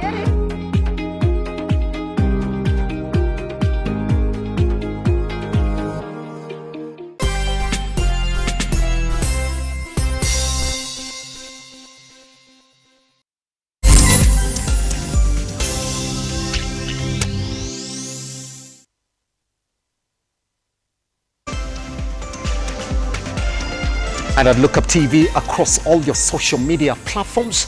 Well, updates that are coming into the studio right now is that places that are currently or normally would be awash with activity, like the Gikomba Market on Modhurwa Market, they are essentially low on activity this morning, as Kenyans take that caution then to start their activities. Let me go back to Mr. Kinuthia was sharing that particular sentiment there of why we should read so much then into the withdrawal of the security details of one Raila Amolo Odinga, Kalonzo Musyoka, and Mama Ngina. Yes. Yeah, so that's what I was saying. It would be a shame, even in the international community, that Kenya could not protect its former vice president, could not protect its former prime minister. Yes. These people have a lot of intelligence information about this nation because of the offices they held. And for that reason, as a nation, you want to protect them. The reason the US protects former presidents and former vice presidents is not because of their status. It is because the nation has an interest in the information that they carry. And because you cannot kill them so that they die with that information, it is easier, better, and more sensible to protect them so that that information about this nation remains safe and secure. Yes. And there's one other thing you need to know. These leaders have the support of very many Kenyans. And the kind of support the politicians give the politicians, that Kenyans give the politicians they love, is very emotive. Extremely, extremely emotive support. Such that if, you know, Kenyans are almost loved and hated in equal measure. So that at every election, there are people who hate politician A with everything they have, and sometimes they vote out of hatred. And there are people who love politician B with everything they have, and they vote out of the same. So these people who have a hatred for politician A, if they decide to organize themselves and do something unthinkable to that politician, the people who support the politician who has been harmed are very many people, some of them in the millions. And when they decide to take to the streets in protest against a harm that has befallen their leader they support, now you are dealing with people in the millions. So sometimes it is easier and better to provide 5, 6, 7, 8, 9 policemen to protect one person. Yes. Because this one person carries the emotions of 1.3, 1.5, 2 million. People like Raila Amolo Odinga, they carry the emotions of half of this nation. He has proven every time he gets about 48, 49% of the total votes cast. So if harm was to befall Raila Amolo Odinga, God forbid, then you are saying half of this nation is in turmoil, is on the streets, is in riot. Yes. So it is good to be sensible in the things we do. Yes. Just before I cross over to Nabiswa this morning, now the plan is actually clear now. Number one, withdraw the security details of the masterminds of these demonstrations. Go to Kalonzo, hit him, remove his detail. Go to Raila Amolo Odinga, hit him, remove his detail. Go to Mama Ngina, because they believe that Uhuru Kenyatta, by the way, who is not bothered about the Retirement Benefits Act, because he's still actively involved within the Jubilee Party. We do not know whether he's still given security. Well, do not bother about them. Go to his mom's home, remove that protection of the state from there, expose this gentleman. And number two now, Ben. And how many stones has Mama Ngina thrown anywhere? Is that but Mama Ngina, yes. You see, let me tell you. Yes. Let us forget politics. Every citizen alive in this country, Mama Ngina is your mother or your grandmother, depending on how old you are, including the president. To the president, Mama Ngina is the mother. Why do you want to antagonize anybody the age of your mother? Forget about maandamano, forget about the differences you have with Uhuru Muigai Kenyatta. We need to seek the blessings of our parents. If I was the president today, I would not look at Mama Ngina as the mother of Uhuru Muigai Kenyatta. That's it. I would look at her as a woman to whom very many Kenyans, because the bulk of us are young, the bulk of Kenyan population is young, I would look at her as a woman to whom very many Kenyans, she's either a grandmother or a mother. Who wants to open a war with their mother or grandmother? It doesn't make sense. Is it not a personal fight? Now, if you go by the emotions of the president in this particular fight, he's saying we know very well that you're supporting and funding the process in the country. So if it's a personal issue, so let's go personal. Let me tell you, yes, if I had a personal problem with you, I would never touch your mother's chicken. I would never even come close to your mother's door. Would it not hurt most if you do that, though? You see, let's be sensible. Yes. Everything we do, if we are age mates or close to age mates, anything I do to your mother, I am doing to my own mother. And I believe even if the president was to go back home and speak to his own mom would tell him, leave the president's mother out of your own fights. No mother, no woman in her 60s, 70s, 80s would support the withdrawal of security for Mama Ngina. And the reason is this. You see where she lives, she's a person of means. She probably owns some chicken and the kind of goats that people are stealing. You've opened a Pandora's box. What you've done, you've announced on TV that there is a home there that has got chicken and goats and cows and maybe some 50 or 100 shillings left on the table. Go and steal because she's a frail, weak widow without security. Nobody will ask you. You have not only exposed her to political problems, you've exposed her to opportunistic thieves who will go into the compound and steal her karais and her buckets. And so now what you are doing is you are attracting a curse. Because when this woman wakes up and says, my bucket has been stolen out here, my cow was here, it's been untied, it's gone. Yeah. This is a curse you are looking for. You literally live there with a curse. Because you have exposed an old woman to young people, and in fact, not only exposed her, Itumbi talks of mobilizing 2,400 and something on the street and taking them there. So not only are you exposing a widow to problems, you are actively mobilizing problems and taking them to her doorstep and wondering why God is going to have a big problem with you. We must get to a point where we decide, if I have a fight with you, I'll fight with you.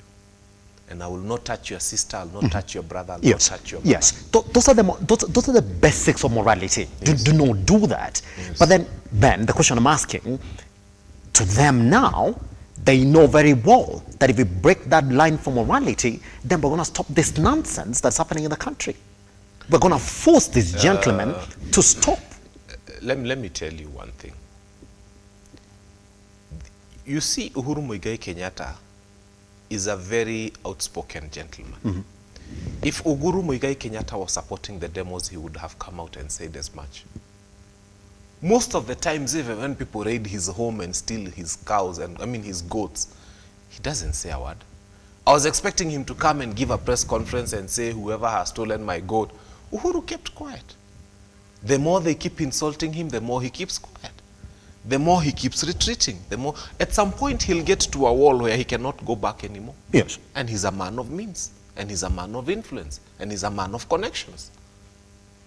I think don't push the former president any further than he can possibly go as a human being. Remember, this is a man, when he had no power, was accused of organizing retaliatory attacks and he took him to the ICC. He was accused of it. If it is true, then it means he's capable. If it is untrue, then it means he had been accused of something. Yes, so what we are trying to say, Uhuru Muigai Kenyatta is not a chicken, and he's not a coward. The reason ICC had a case against him is they said he had the capacity. And remember, that time he was not a very powerful person. Yes. He had the capacity. They said he had the influence. They said he had the money. They said he organized retaliatory attacks. They said he was actively involved in the 2007 post-election violence. So that man is probably just withdrawing because he knows the repercussions of being involved in these things. From where I sit, I don't think Uhuru Muigai Kenyatta is involved. I have a feeling that this government has failed in their mandate. Yes. And they have to look for a scapegoat to blame for all their problems. Ask yourself, yes, if this government had something up their sleeves. I keep saying 3 months into office, Matiang'i, we saw school buses being painted yellow. We saw differences in the education sector. 3 months into office, the late Mishuki, may he rest in peace, we saw matatus put a yellow line, seats changed to 3 seat belts, speed governors. There was a conversation about something that Michuki has done for this country 3 months into office. 8 months into office, we are yet to see one minister who's come out shining with a star of something beautiful and wonderful that he has done that changes this country. We are only seeing people telling us about Uhuru Muigai Kenyatta. 8-9 months into office. Nothing new of their own that can be said. We all spoke about Matiang'i. For the first time, we saw all school buses from all schools, including the very high end in this country, turn yellow. We all saw the reforms in the education sector. We saw containers. We saw exams being manned by police. We saw a young person in a village somewhere that has never been had becoming #1 in the whole country, something that never happened. We saw schools that we never thought would top this country, topping the country, because he changed the way exams were done in this country. Now we have ministers who have nothing to their name other than mentioning Uhuru Muigai Kenyatta. Nothing new. Show me one minister in this government who has come up with something phenomenal that the nation can point to. It's because they are all of them are a baggage to this nation. None of them has got something we can say they are bringing to Kenya. They are only taking and taking and taking and taking. And I dare challenge the president, show us one of your ministers who has brought something that Kenyans are talking about 9 months into your government's administration. Yet, the Michukis and the Matiangis in 3 months, we saw something new. Good. Now, that particular point, then let me cross over to Nabiso Brand. Nabiso Brand, a lot of things you really have to respond to, and I hope you have that time. So let's begin with the first one.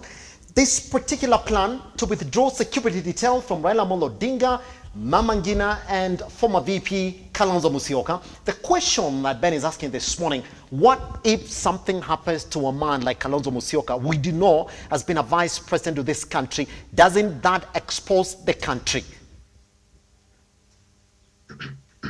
Elijah, let me say this. Yes. No, this country at the moment, and actually after listening to Kinuthia speak, I really doubt if he lives here in Kenya. I assume he boarded a plane from Uganda or Rwanda and landed in this country today. You see, this country, we are really fighting. We are really trying to strengthen our security apparatus, mainly from Al-Shabaab. You see currently what is happening in Lamu. And we are experiencing what I would say some other economic terrorists in this country. Now, how do you really give, how will the government go ahead to protect people who have themselves said that they don't recognize first the government of the day, the people in themselves who are causing the security havoc in this country? Right now, like today, many people, none of the people even don't want to step out of their houses because they are afraid of what is going to happen. Yes. Elijah, what could you call that if that is not insecurity? And we have same people who want to be given security, who want to be guarded by the government, are the people who are creating this kind of fear. Yeah, you know what is happening currently. Elijah, I totally disagree that it is demonstration for because of some economic conditions or improving the economic situations in this country. So I think it is in order for the president, actually not really the president or the Minister of Interior, to withdraw the security of these individuals who are taking Kenyans on the street, because actually the security of this country at the moment, they are given the mandate to protect the people, to go out and protect the people against the goons who are going out in the name of demonstrating, but they have the aim of looting and killing and injuring people, injuring innocent people. Like today is a working day. It's a school day. Yes. Pupils have not gone to school. Men and women have not gone to market to search for their daily bread. People who have medical appointments, they are not going to see their doctors. Yeah, the hospitals are closed because of demonstrations, and these are not really demonstrations. It's a form of gunnery activities which are happening for the especially last week and this week. Yes. Now, why will one really give security to people who want to cause havoc to this country? These people should be treated like any other terrorist. Same question that Mr. Kinuthia asked this morning, that is the government true, or is the government really true to its intention when they withdraw the security detail on Mama Ngina, when they can't put her anywhere in the demonstrations? How many stones has Mama Ngina thrown in these demonstrations? How many businesses has she looted, Nabiso Brian? That's the question that Kinude asked. Absolutely. Actually, when Hitler of Germany was taken to ICC and acquitted of judges, yes, actually his people are the ones who did a lot of killings. His troops. What is happening now? We know Uhuru Muigai Kenyatta, the former president, yes, is the chief, is the chairman of Azimio, and when the government says something, there is we really have the secret. They know the secrets of this country. If they they know all the details. Yes, fine. Fine. And this is a question that I gotta ask you as a journalist then, because we do know how the law is applied in this country.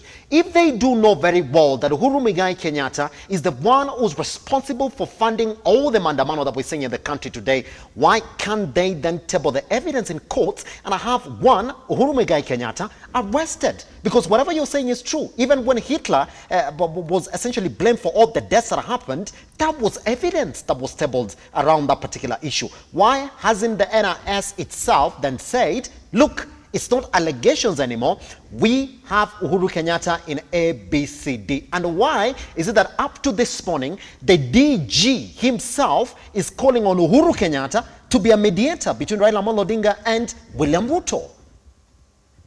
Elijah, the chairman of Azimio is Uhuru Kenyatta, right? That's fine. The chairman of Azimio is Uhuru Kenyatta. Yes. And Azimio is out destroying Kenyans' properties, is out killing people, causing deaths in this country at the moment. Now, if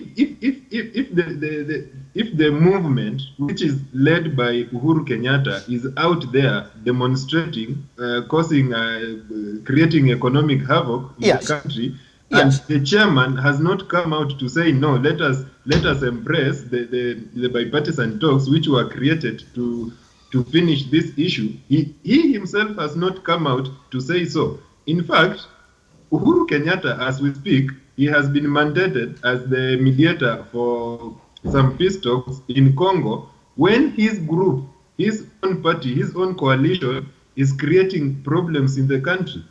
What does that mean, Elijah? Does it mean well for the country? Yeah. And even we know the kind of influence that Mama Ngina still have in politics of this country. Has she come out clearly to say that, oh, my son, you are the chairman of this movement?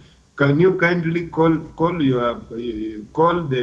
leader of your party and the members to turn down and embrace the bipartisan talks, or look for another solution to bring the peace to strike peace in the country? But Nabiswa, just before I pass over to Ben, because he wants to weigh in on your submissions right now, that to the point that you're involving somebody's mother in a country's crisis, don't you think that we're crossing the line of morality, like Ben called it this morning? Because you have a problem with me, then take up that problem with me. Why are you taking up that problem with my mother?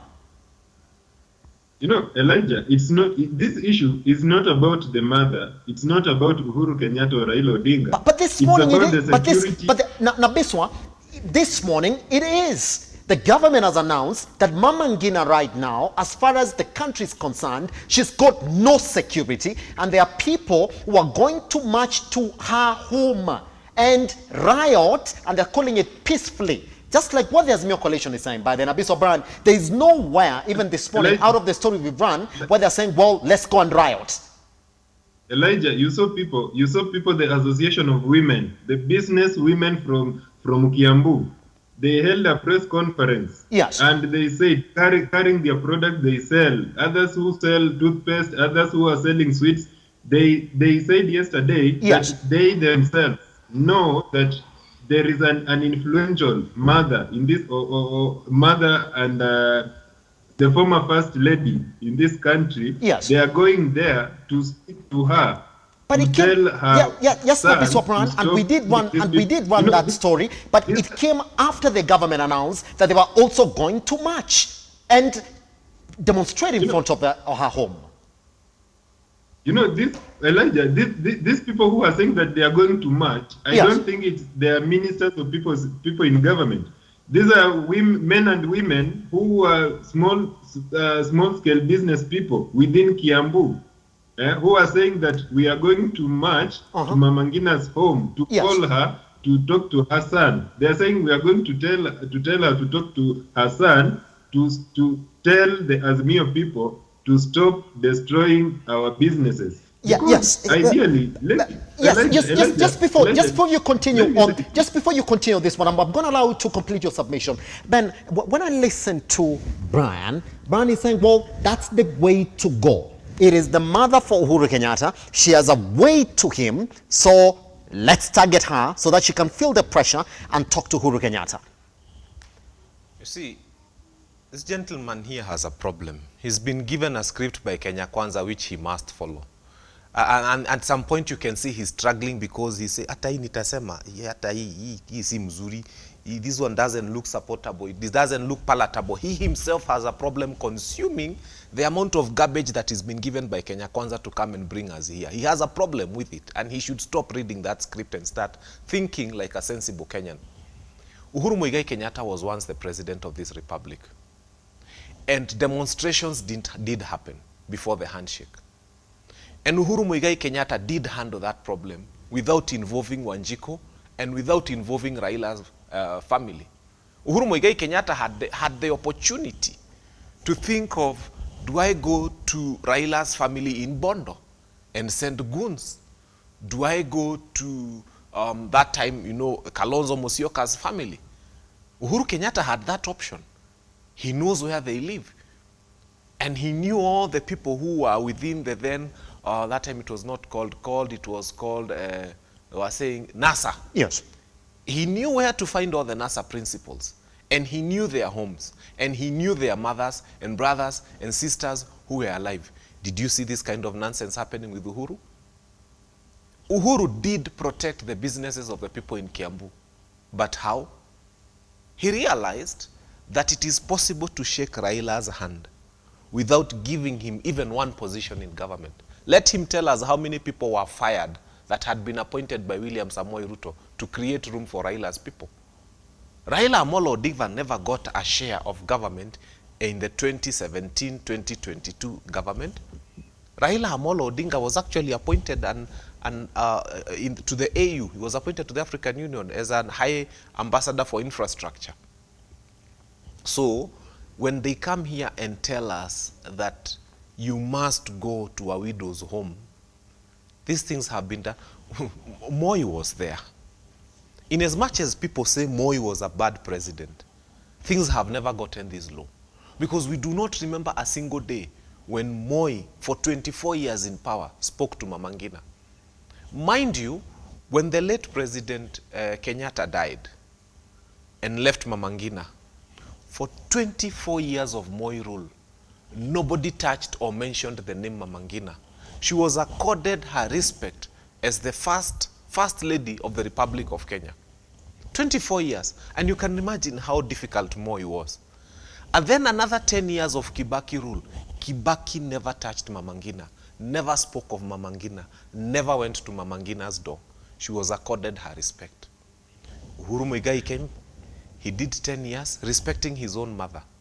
Who is this? Who is this administration that has come after 40 years and decided that this is the time to start disturbing the old lady? Where does that wisdom come from? Why can't he learn from the former presidents? Uhuru Muigai Kenyatta, I can tell you, he knew where to find the relatives and families and mothers and brothers and sisters of the NASA fraternity. He never went for any of them. But he also knew that there's a secret that lies in a handshake. He shook the hand of the principal maandamano leader and gave him nothing in this government. Now watu wa tanga wanashinda wakitudanganya hapa, this Kenya Kwanza, they still keep lying to Kenyans that Raila spoiled the government. Tell us one minister who was fired from the cabinet that Uhuru and Ruto had made to create room for a cabinet minister for Raila Amolo Odinga. Nobody. The government remained intact. What role was Raila Amolo Odinga playing in that government? He never attended any national security meeting.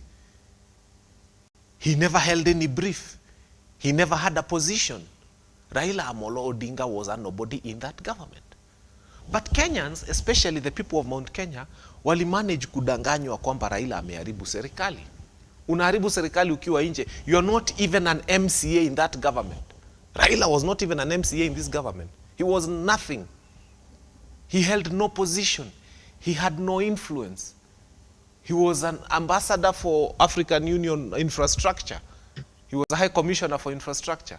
So these people should stop reading. Iyo karatasi rarua, my friend, it is not helping you. The script Kenya Kwanza gave you is useless. It is not supportable. It is not useful. It's a high time you start thinking as a Kenyan and saying, let us call wrong what is wrong. And I would like to say this. These mandamanos, why Kenyans are on the street is because the government is disobeying the law. The courts have pronounced themselves and said that the finance bill is illegal. But we continue from the 1st of this month paying for fuel at a rate higher than what we should be paying for. So this government is in contempt of court. This government is disobeying the law. And they are coming and telling Kenyans that you should not go to the street because you are disobeying the law. The government must start by leading the way. Waende kwanza wapunguze hiyo mafuta inaumiza wa Kenya, ndio maana Wakenya wako kwa barabara. Waende wapunguze the cost of living for Kenyans. When they start reducing the cost of living for Kenyans, let me tell you, if these Kenyans did not have a problem with the cost of life, they would not go to the streets. They would tell Raila, unatuambia twende kwa streets na hatujashindwa kujinunulia unga. The reason they are wearing a sufuria on the head and risking bullets and tear gas and guns and everything is not because they get money. No, it's because they are hungry. Pretty much. We take a tiny breather right here on the morning brief. Once we do come back, gentlemen, it looks as if people know where the solution is. This morning, the European nations is calling on a truce between Raila Amolo Odinga and RUTO. LSK is also calling for dialogue. This in the midst of Kindeki's tough warning.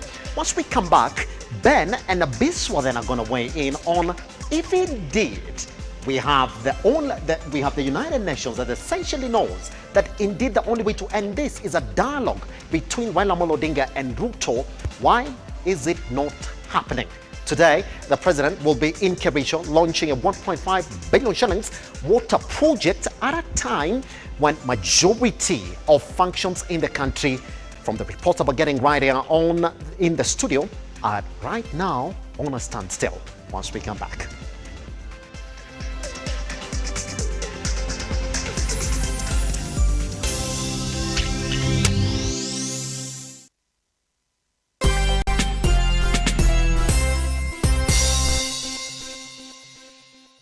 The future is hands-on, and Sensei College is at the front line of technical institutes in Kenya, offering practical and skill-based courses accredited by all concerned bodies, TVETA, NTSA and NITA. Sensei College offers driving and plant operator, cosmetology, fashion and design, mechanics, hydroponics and irrigation, installation, building construction, hospitality, photography and video production, electrical and electronics repairs, and ICT courses. Get free plant operator training when you enroll for plant mechanics, free driving when you enroll for motor vehicle mechanics, and free riding when you enroll for motorcycle mechanics. The requirement is an ID only, with intakes every first week of the month. We have 2 campuses in Nakuru and Nairobi. We provide meals and accommodation. Sensei College. My skills, my future.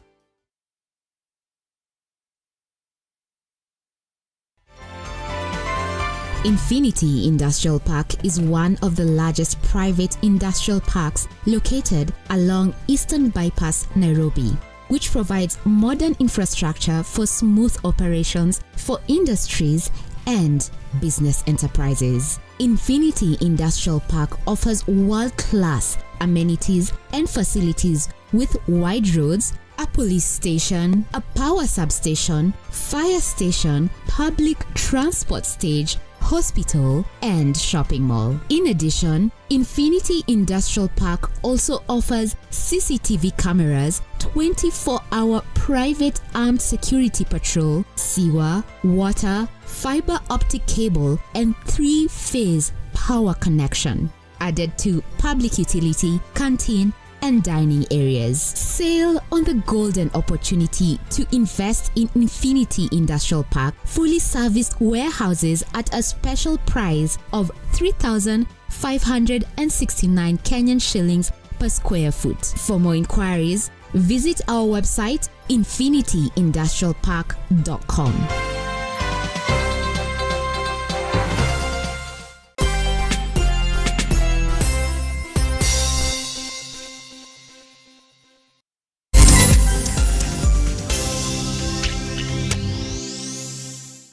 Like this, it is today, never going to stop. And even listen to the statements that audio sufferers, put them on top of your heads and hit them. And any other driver will be on the road at 12 today. Please stop your car or your vehicle or whatever you will be and start hooting. Nabis O'Brien and Edwin Kigoli have joined us now online. We were with Nabis O'Brien. Edwin Kigoli, thank you very much for joining us. I wanna take you, gentlemen, to the next part of our conversation this morning, where embassies and high commissions of, now listen to this, 13 European countries have expressed their concern on the anti-government demonstrations set to resume today. As Ian Ketani now reports, the countries are now urging both parties to find alternative ways of settling their disputes without the anti-government protests led by opposition chief Raila Amolo Odinga. Let's take a look at this story. Once we come back, then the question becomes, why is it not happening? The embassies and high commissions of England, United States, Germany, Canada, Australia, Switzerland, among other countries in the European Union, through their social media platforms, have expressed concerns over the anti-government demonstrations. The joint statement read, and I quote, "We are saddened by the loss of life and concerned by the higher level of violence, including the use of live rounds and the destruction of property during the recent demonstrations. We recognize the daily hardships faced by many Kenyans and urge all parties to table their concerns through a meaningful dialogue and resolve their differences peacefully to build the nation together, ensuring no further loss of life. We stand ready to support the parties in their efforts to find constructive peace solutions." The statement comes hours to the resumption of the second wave of anti-government demonstrations scheduled for Wednesday, Thursday and Friday, with ODM Secretary General accusing President William Ruto of planning to hire goons to attack peaceful demonstrators. Received intelligence that in fact senior police officers in the Kenyan Police Command have chosen to ignore the illegal directive that was given by CS Kindiki for police officers to shoot protesters. And that is the reason why the president convened a PG, because he knows the police will not do his dirty work. He has now told his own members of parliament to mobilize people in their constituencies to come and harm protesters. As the opposition remains adamant on holding demonstrations, President William Ruto has on more than one occasion castigated the opposition and its demonstrations, insisting that his government will handle the situation differently. We are going to have a conversation as a nation about demonstration. We must have a candid conversation about what amounts to demonstration, because we cannot continue to use the excuse of demonstrations to destroy property, public or private. Mimi nataka niwahakikishia Wakenya, we will mobilize every resource to protect the property, the lives, the interests of every Kenyan as we go forward. Ian Keitane, Lookuptv. That's what it is, then. The sentiments of the president there, that we cannot continue using demonstrations as a way to destroy properties and lives of fellow Kenyans. Nabis O'Brien, just before introduce Edwin Kigoli, let me just say hi to you. Mr. Kigoli, Edwin, good morning. How are you doing? Good morning. I'm doing well. Fantastic. We're happy to have you around. We'll be coming back to you shortly. Let me go back to Nabis O'Brien on that particular one. Nabis O'Brien, that 13 European countries have expressed their concerns on the anti-government demonstrations set to resume today, but it looks as if the president is I'm not going to do that. I'm just going to continue with nation building. Today, at a time when majority of businesses and operations in the country are essentially shut, it is business as usual for the president. Is it a failure by President Dr. William Ruto? Because indeed, what demonstrators are telling him is, listen to us. Elijah, first, to begin off, yes. No, when we went in polls in August last year, we elected the president to work for us. We elected for president to give us roads. We elected for president to ensure that Kenya is transformed. Yes. I don't think we elected the president to take part in some negotiations which are ill-informed, for negotiations which are centered towards people's interests. Yeah? The president let him work for the people. At the end of the day, nobody will actually ask the president why he didn't broker deals between the opposition who lost in the election, but they are not contented with the results, who have lost perennially, but they are not ready to agree with anybody who beats them. Now, I think let the president work, because already the president himself gave an opportunity 2 months ago or 3 months ago to get the interest and hear from these people, but they are not willing to sit down and talk. I think what they find fit for them is every year after 5 years, they feel good, and it's like it's their hobby to demonstrate. Because is it gone beyond, Mr. Nabiswa? Is it gone beyond? Is it now gone beyond an issue of personal interest? Nabiswa Brown, last week 20 counties, more than 20 counties were essentially demonstrating on the high cost of living, and they heeded the azimio call. So is it gone beyond an issue of Raila Amolo Odinga now? But Elijah, the cost of living will not be lowered on the streets. The cost of living will only be lowered when these people will come back to parliament in boardrooms and talk and discuss. Because in fact, when they go on the streets is when now the cost of living goes skyrockets further. Yeah, because actually whatever is happening, like as we speak today, as a result of last Wednesday's demonstrations, over 10,000 people are not on their jobs. Yeah, I'll just give an example of a supermarket near which was broken, and that supermarket has over 200 employees. Those young boys and girls, they're no longer working for the last 1 week. Yeah, what does that mean?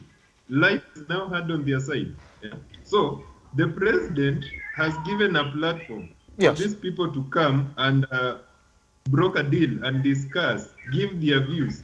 But for them, they don't want to talk. They feel that it's good for them to be on the streets. Yes. That's their right.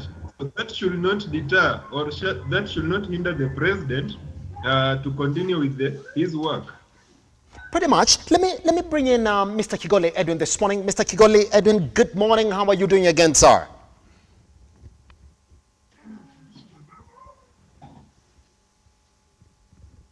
Edwin, can you hear us, sir? Good morning, and I'm delighted to join you this morning. Fantastic. Let me then jump into the conversation. The story that we're doing here is that if you look at how 13 European countries have already expressed their concerns on the anti-government demonstrations that are set to resume today. In fact, we do have some reports that the country is tense at the moment, with a very little population already being seen at the central business district, a majority of the towns in the country. Mr. Kigole, this is the question then that we're asking this morning, that the European countries have seen the sense for a conversation, a dialogue between those two gentlemen, one, Ruto and Raila. But this morning, we do have the news that it is a working day for Dr. William Ruto. He shall be in Kabete launching a 1.3 billion water project. So as far as this is concerned, non-issue.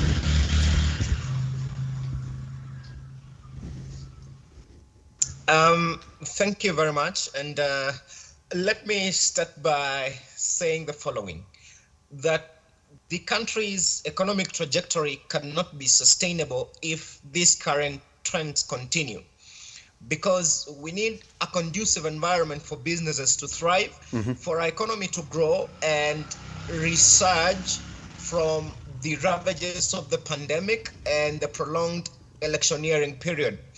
I am a bit surprised by the sentiments by one Mr. Nabiswa, where he says that nobody will ask the president about the truth. But then again, the truth can never be far behind, because when you look at Article 131 of the Kenyan Constitution, yes, it mandates the president as the symbol of national unity.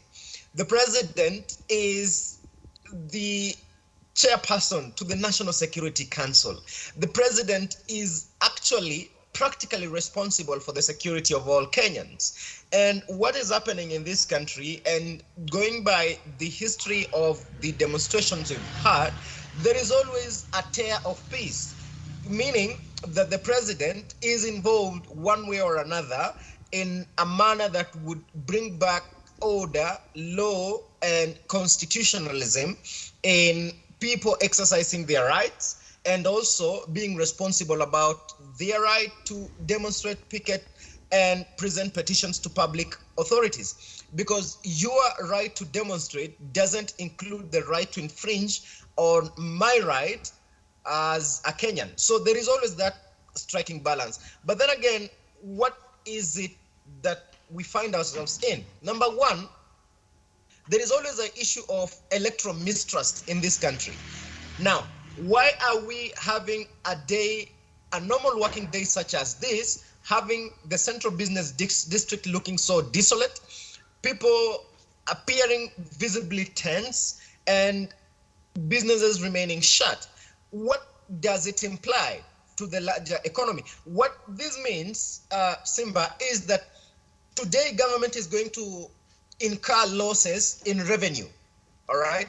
Today, that young man or woman who depends on the daily wage is going to go without anything, all right? This does not make the situation better. It further compounds the already debilitating situation as far as the economy is concerned. Yes. What question President William Ruto should be asking himself is my government deploying the right approach in addressing or quelling these issues? Yes. And anybody can answer that question. But then again, in the end, Mr. Kigoli, for the sake of our audience, I would like you to answer that question, because that's exactly what we're talking about this morning. Is he deploying the right strategy to quell the situation in the country? We do know what the strategy is. Mr. Kigoli, I will tell you for the sake of our audience as well, if they're just joining us. Number one, they've withdrawn the security detail of one Raila Amolo Odinga, the VP, and Mama Ngina this morning. And that particular strategy, again, extends to counter demonstrations, organizing counter demonstrations to match the Azimio demonstrations. Do you think that that's a proper strategy? It makes even the situation a lot worse, because it doesn't help. And withdrawing security is something that is common. We've seen it, we've lived it, we've had it, and we saw the security of Dr. William Ruto when he was deputy president being scaled down or being replaced by administration police when that shouldn't have been the case. Now, what President William Ruto should be doing is to be the bigger brother, is to be the bigger person in the room, and not to re-employ the tactics of the former regime of unnecessarily withdrawing security of high-profile leaders, because it is constitutional that they be mandated with this security. They have earned it. So it is not at the mercy of anyone. When we make a look at the mercy of anyone, we are not scoring, and the government is not getting any additional points. So the question is, what strategy should President William Ruto and his government be deploying? Number one, when you look at the freedom of expression and speech that some of his high profile, including cabinet secretaries, sharing on social media, clearly coming out and, sending out information that could further divide the country, it shows that it is not helping at all. It is probably, this is something discussed somewhere, because a responsible government leader would not come out and suggest something that can cause a tear of peace in a country. Because imagine if you said, because all of us are human beings, all right? Nobody is above anything, be it life, be it the law. So if anything happened to one of the azimio principles, how would government exonerate itself from the blame that it is the mastermind? So these are always recipes for chaos. Now, if we want peace to thrive, we must be ready to take steps that will foster peace and not bring further tensions in the country. The government has more to lose than Raila Odinga has anything to lose, because government in 2027 will stand accountable to the people of Kenya as to how they used the public mandate that was trusted with them. President William Ruto should ask himself one question. After all this is said and done, of what image will I have in the eyes of Kenyans? Am I a peacemaker? Am I somebody who's just there? So it is up to him to decide. And he has the instruments of power to bring law and order to this country. Actually, I want to say this, handling Raila Odinga is not the hardest thing. Actually, it is the easiest thing to do. Raila Odinga is not a hardliner. Raila Odinga always has a human heart within himself. Going by the studies I've done on him and the analytical perspective I give him, is one person who is always willing to compromise. That's how a handshake came into being with President Uhuru Kenyatta. But then again, in this case, he says he's not interested in handshake. What he's interested in is a reduction in the cost of living. What President William Ruto should be doing is to address himself to the realities of the day. The reality is majority of Kenyans are struggling. The reality is the economy is not working for everyone. The reality is many people, parents and anyone Kenyan, are struggling to make ends meet, and it is now even difficult to attract foreign direct investment in our country, because look at the cost of power, look at the cost of fuel, all these compound to a business environment that is not friendly, and that's how we are losing out many business opportunities to countries such as Ethiopia, who have got a more appealing power tariffs or power regimes that attract foreign direct investments. So these are questions that President William Ruto should be asking himself, because pretty much, Mr. Kigole, just I want to hold you right there so that I can give an update of exactly where we are as regards the planned demonstrations in the country. I'll be coming back to you shortly after I pick the sentiments of Mr. Kinuthia as well. All right, right now I'd like us to join our reporters live who are on the ground as well, giving us that particular update on our website. That is at www.lookuptv.co.ke. This is exactly where we are. Mandamano updates. Raila Odinga leads anti-government protest. That's exactly at 7 a.m. Our reporters essentially encountered a heavy police presence along Dennis Street, State House Road. That's roadblocks were erected on all roads, leading to State House ahead of Azimio's Mandamano. Again, if you look at some of the pictures that we have for you right there on the website, our reporters have also gone all the way up to Mudhurwa Market, some areas around here in Kawangware as well, where have been essentially the hotspots of this particular demos, essentially painting a desolate picture. That is essentially the country that is on the grips of fear and uncertainty. Good. Mr. Kinuthia, it is true now that United Nations, 13 European nations, have said, we've looked at the situation in the country. I mean, you have to broker a negotiation between Raila Odinga and Dr. William Ruto. Just the other day, when these demonstrations happened for the very first time, 20 counties went out and rioted. That's 20 plus, but we did spot heavy demonstrations in 20 counties.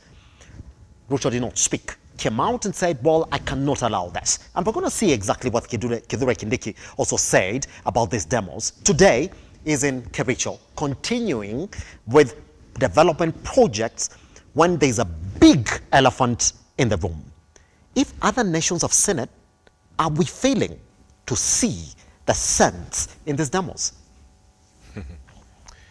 I don't know what is wrong with Kenya Kwanza. President Moi used the tactics that they are using now. 1991, 1992, throughout the 90s, there was cat and mouse in this country. Yes. It took him a lot of time to realize that you cannot silence the will of the people. We know what happened to Matiba. We don't want to go there. We know what happened to Charles Rubia. We know what happened to the people who tried to, you know what happened to Reverend Joya. He was beaten to a pulp on the road by goons, of course state-sponsored goons then, walikuwa wanajiita jeshi ya mzee. And after all that nonsense, including the torture chambers, they realized that that formula does not work. Uhuru Muigai Kenyatta, I keep saying, was the most brilliant president. Because if you read The Art of War, it's not about who goes to the deepest part of the war or who spends the most resources fighting. It is those people who are actually, in fact, the best people in war are those people who are able to prevent war from happening. Yes. They are those people who are able to preempt that a war is coming, a fight is coming, and before you can even spend one cartridge, one bullet, you have been able to neutralize your enemy. And this is what Uhuru Muigai Kenyatta did. I mean, he told us when we were at Sagana, you would sit there, unasikia kuna moto Kawangware, and there was fire here. Kuna moto, kuna moto, kuna moto. Who were the people crying? Mainly the Mount Kenya people, because they have a lot of businesses everywhere, just like the Kiambu women. And the president realized that even wasting tear gas is wasting taxpayers' money, because now the government will have to create a budget to buy more tear gas, to buy more water canisters, to buy more. Why are we spending Kenyans' money buying implements of war when we can spend their money trying to bring down their cost of living and trying to bring down the cost of fuel and trying to make sure that their lives are a lot more comfortable? So instead of, I heard the police saying that they need better equipment, that they need more anti-riot gear, who needs that in 2023 when human beings have a language? Why do people who are not animals, who have a language, animals have claws and horns, why do people who have a language need to buy more tear gas? Why do people who have a language need to buy more protective gear to protect themselves from themselves? Because we are one country.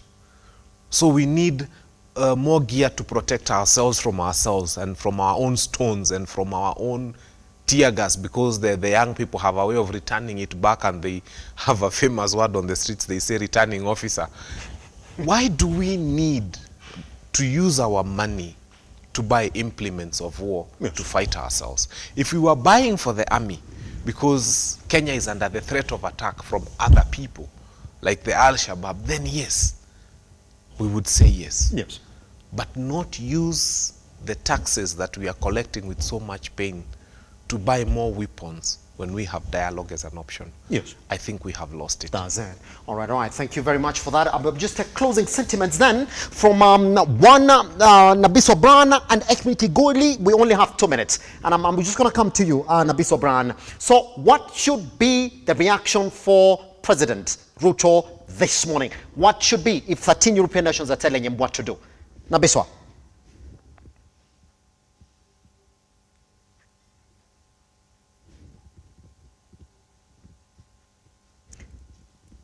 Nabiso Bran, can you confirm whether you can get me, sir? All right. Let me cross over to Kigoli this morning. Kigoli, you have 45 seconds. What should be the reaction for President Ruto this morning as regards the Mandamano? President William Ruto should know that the peace and security of this country lies in his hands. Yes. When President Uhuru Kenyatta left office, he gave him the instruments of power, of which he is constitutionally and legally mandated to ensure that there is peace, tranquility, and security in this country. Yes. he should reach out to Raila Amolo Odinga and sort out the differences there be. And the issue that Azimio are raising is the cost of living. The president should be empathetic with Kenyans. He should address himself to the issues that the Kenyans are facing. Let him come out and say, yes, we acknowledge that you are going through painful times as a country economically, but my government is putting the following measures in place to ensure that life is getting better. Let him address the issues that Kenyans are facing. If he comes out openly and shares the position of government to the people of Kenya, than actually targeting Raila Odinga as a person, he'll be scoring, because the problem is not Raila Odinga. The problem is the cost of living. And as we speak, Simba, it is not going to be a lot easier right now. It is going to be a lot tighter. And the president only can come out and say, the following are the challenges we share that you feel. However, we intend to do the following as government. We are making strategic partnerships to ensure that the cost of living is alleviated, that many young people are given jobs, and that the economic outlook is made a lot better. And this is going to have the net effect of making life easier, say in the next month or so, or in the next 2 or 3 months, so that we are able to reintroduce, even if it is a subsidy, at least, because Simba, finally, allow me to say this very important. Yes, 15 seconds if you make it, Godly. Yes, just 10 seconds. Yes.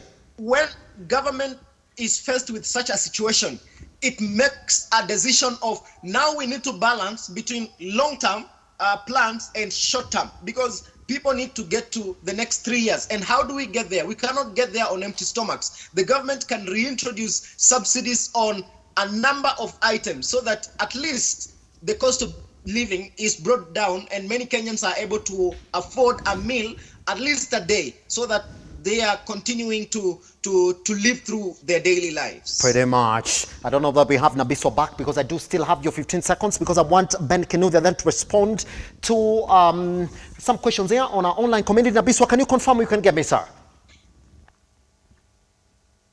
Yes. Can you kindly unmute yourself? Unfortunately, I can't get your sound in the studio. Let me, as we try and get it worked out, Ben, I need to respond to this question. And this is what we say. The reason Kalonzo Musyoka is protected is because there are state secrets he still knows. I'm going to read for you the response, so you can actually get to respond to Philip Githinji. And Abiso Brown, what should be the right response for RUTO now? 15 seconds if you can. Elijah, I really requested for, I had a small rebuttal. I really requested for time. I don't know if you can give me 1 minute. Our director is going to kick us out of the studio. Okay. Yes. First, Elijah, we are talking. First, Elijah, I really call upon the opposition. Yes. And the whole Azimio brigade. The bipartisan talks are still open. Let the leaders in opposition embrace the bipartisan talk, come back to the committee, let them air their views. So all the challenges they are telling us on streets, let it be sorted out in a well-stipulated platform. The parliament is there. They created a room for bipartisan talk. Yes. Secondly, Kegoli talked about life of an individual, talking about Raila Odinga. So it means now that in this country, it means that the life of an individual is more important and precious than the life of other 45 million Kenyans. Because there is an individual who is protected by 10 possessed people. His house, including his cows, are really protected. But this person doesn't care about a Kenyan, an ordinary Kenyan in the market. Yes. He's sending out goons to go and beat up these people. Kenyans have businesses. You know, Elijah, we should also talk about the businesses which were destroyed last week. 10 seconds, Nabiso Brown, if you can. Yes. And the number of businesses which are going to be destroyed today. Actually, we should also discuss about that one. We should not also only dwell on an individual. Let us also discuss, look about Kenyans who are being targeted unfairly, who doesn't have security. Pretty much. And thirdly, yes, Nabiso Brown, we are out of time. We're completely out of time this morning. Yes. Elijah, the government gave us an opportunity, told us how they are going to lower the cost of living. The president himself told us that he has given an opportunity and a platform to lower the cost of living in production. And we are yet to see. We are yet to see. We would have given this government Yes. like a year, because they given a timeline of a year for the cost of living to go down. That's in Abyss of Man, but that's the only time that we have for you. That's the only time that we have for you this morning. Let me just give Ben 5 seconds. Ben, if you speak, I'm not going to speak, by the way. That this is exactly what Philip Kiage is saying. This is some of the, I'm just going to sample one of this. The reason Kalonzo Musyoka is protected is because there are state secrets he still knows. That's exactly what you said this morning. And Philip Kiage is saying, not true. Kalonzo is operated. He was a mere flower girl in Kibaki's government with almost zero knowledge of government secrets. The vice president then was not as powerful as the current deputy president. I'm closing my tabs and all that. You speak, I will not speak. We'll come to a break. Ben. Former leaders, presidents and vice presidents, and they don't do that because they are foolish. They don't do that because they are stupid. I can tell you, vice presidents sit in National Security Council meetings, and they know everything that happens within a nation. So it is important for us to protect our former leaders, our former presidents, and even the current president. He'll be here for maximum 10 years constitutionally. After that, he will be retired, and we shall protect him as a nation. All right. Take all these gentlemen online. Thank you very much to all of you who are already responding. The clips that we keep on sharing with you on your platforms and Lookuptv across all of them. Guess what? We take a tiny breather. Once we do come back then, let's speak to Red Cross. How are you going to be safe for the next 3 days? Should you find yourself in an area where there is mandamano? Let's talk about that. Good morning.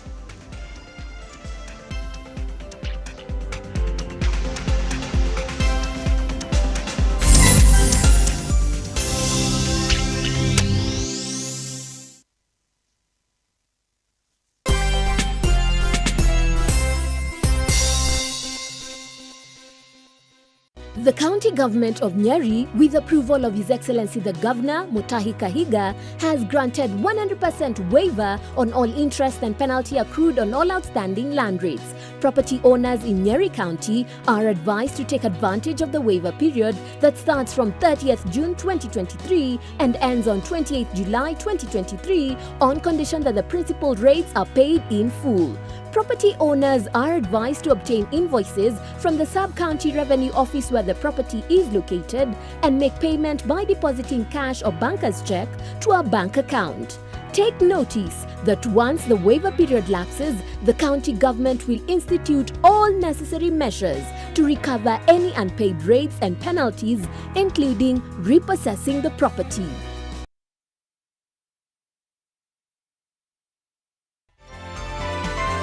Infinity Industrial Park is one of the largest private industrial parks located along Eastern Bypass, Nairobi, which provides modern infrastructure for smooth operations for industries and business enterprises. Infinity Industrial Park offers world-class amenities and facilities with wide roads, a police station, a power substation, fire station, public transport stage, hospital, and shopping mall. In addition, Infinity Industrial Park also offers CCTV cameras, 24-hour private armed security patrol, sewer, water, fiber optic cable, and 3-phase power connection, added to public utility, canteen, and dining areas. Sail on the golden opportunity to invest in Infinity Industrial Park, fully serviced warehouses at a special price of 3,569 Kenyan shillings per square foot. For more inquiries, visit our website infinityindustrialpark.com.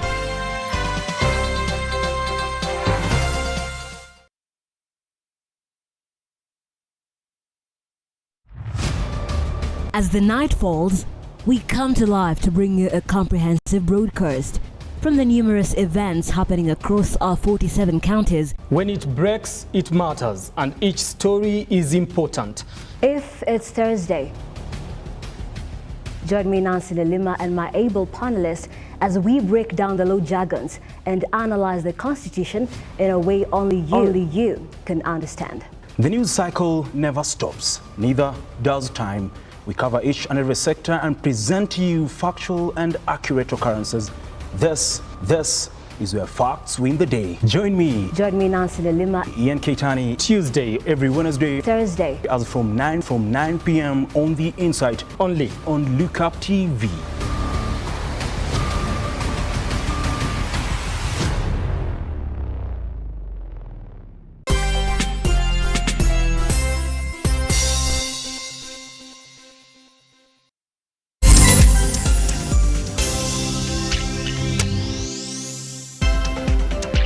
Wherever it is that you are watching us this morning, the only thing that we do hope is that you are safe. Because safety in demonstrations in the country is not a thing that we've got to talk about right now. And we do have an interesting conversation. I'm calling it interesting, not for the sake of how important it is. It's interesting because majority of you might not know exactly what to do should you find yourself in the midst of a demonstration or even hurt within those demonstrations. It's important. If lessons are going to be anything we go by from what happened last Wednesday, where we had a lot of people injured, Kenyans lost their lives in the process, then it's important for us to have a conversation on how to be safe, all right? Number one, in a demonstration environment, and number two, in an environment where you find that one of you is wounded or injured, and number three, where you yourself is injured or wounded. This morning, let's talk to St. John's Ambulance, and in the studio we do have a representative from them. I'm going to do a proper introduction shortly. Just before we do that, I want us to look at exactly what Kenyans are talking about online in as much as the demonstrations are concerned. And here they are. I do have pictures, live pictures then, that are coming to us in the studio right now. Kenyans are saying, well, legal activity that has been witnessed around Thika Road, well, junction at Langata Road and Bagathi Way, empty as well. Thika Road, less activity. I do see Kisumu already looking hot as the traffic is zero. Good, that's exactly the news that are coming to us right now. Currently, in Kitengela, empty votes. That's according to Julie Akumi. Heavy police presence, businesses closed. Up at Eastmart, operating with one door open. That's exactly what we have in the studio right now. So yes, there will be a lot that we'll be covering today. Our reporters on the ground are already saying that bonfires are lit along a number of Kisumu routes as the protests get underway. Good. Let's come to the studio then and talk about the conversation that we do have with our St. John's Ambulance, because we do have the head of corporate affairs, who is Fred Majiwa. Mr. Majiwa, how are you doing? Doing well.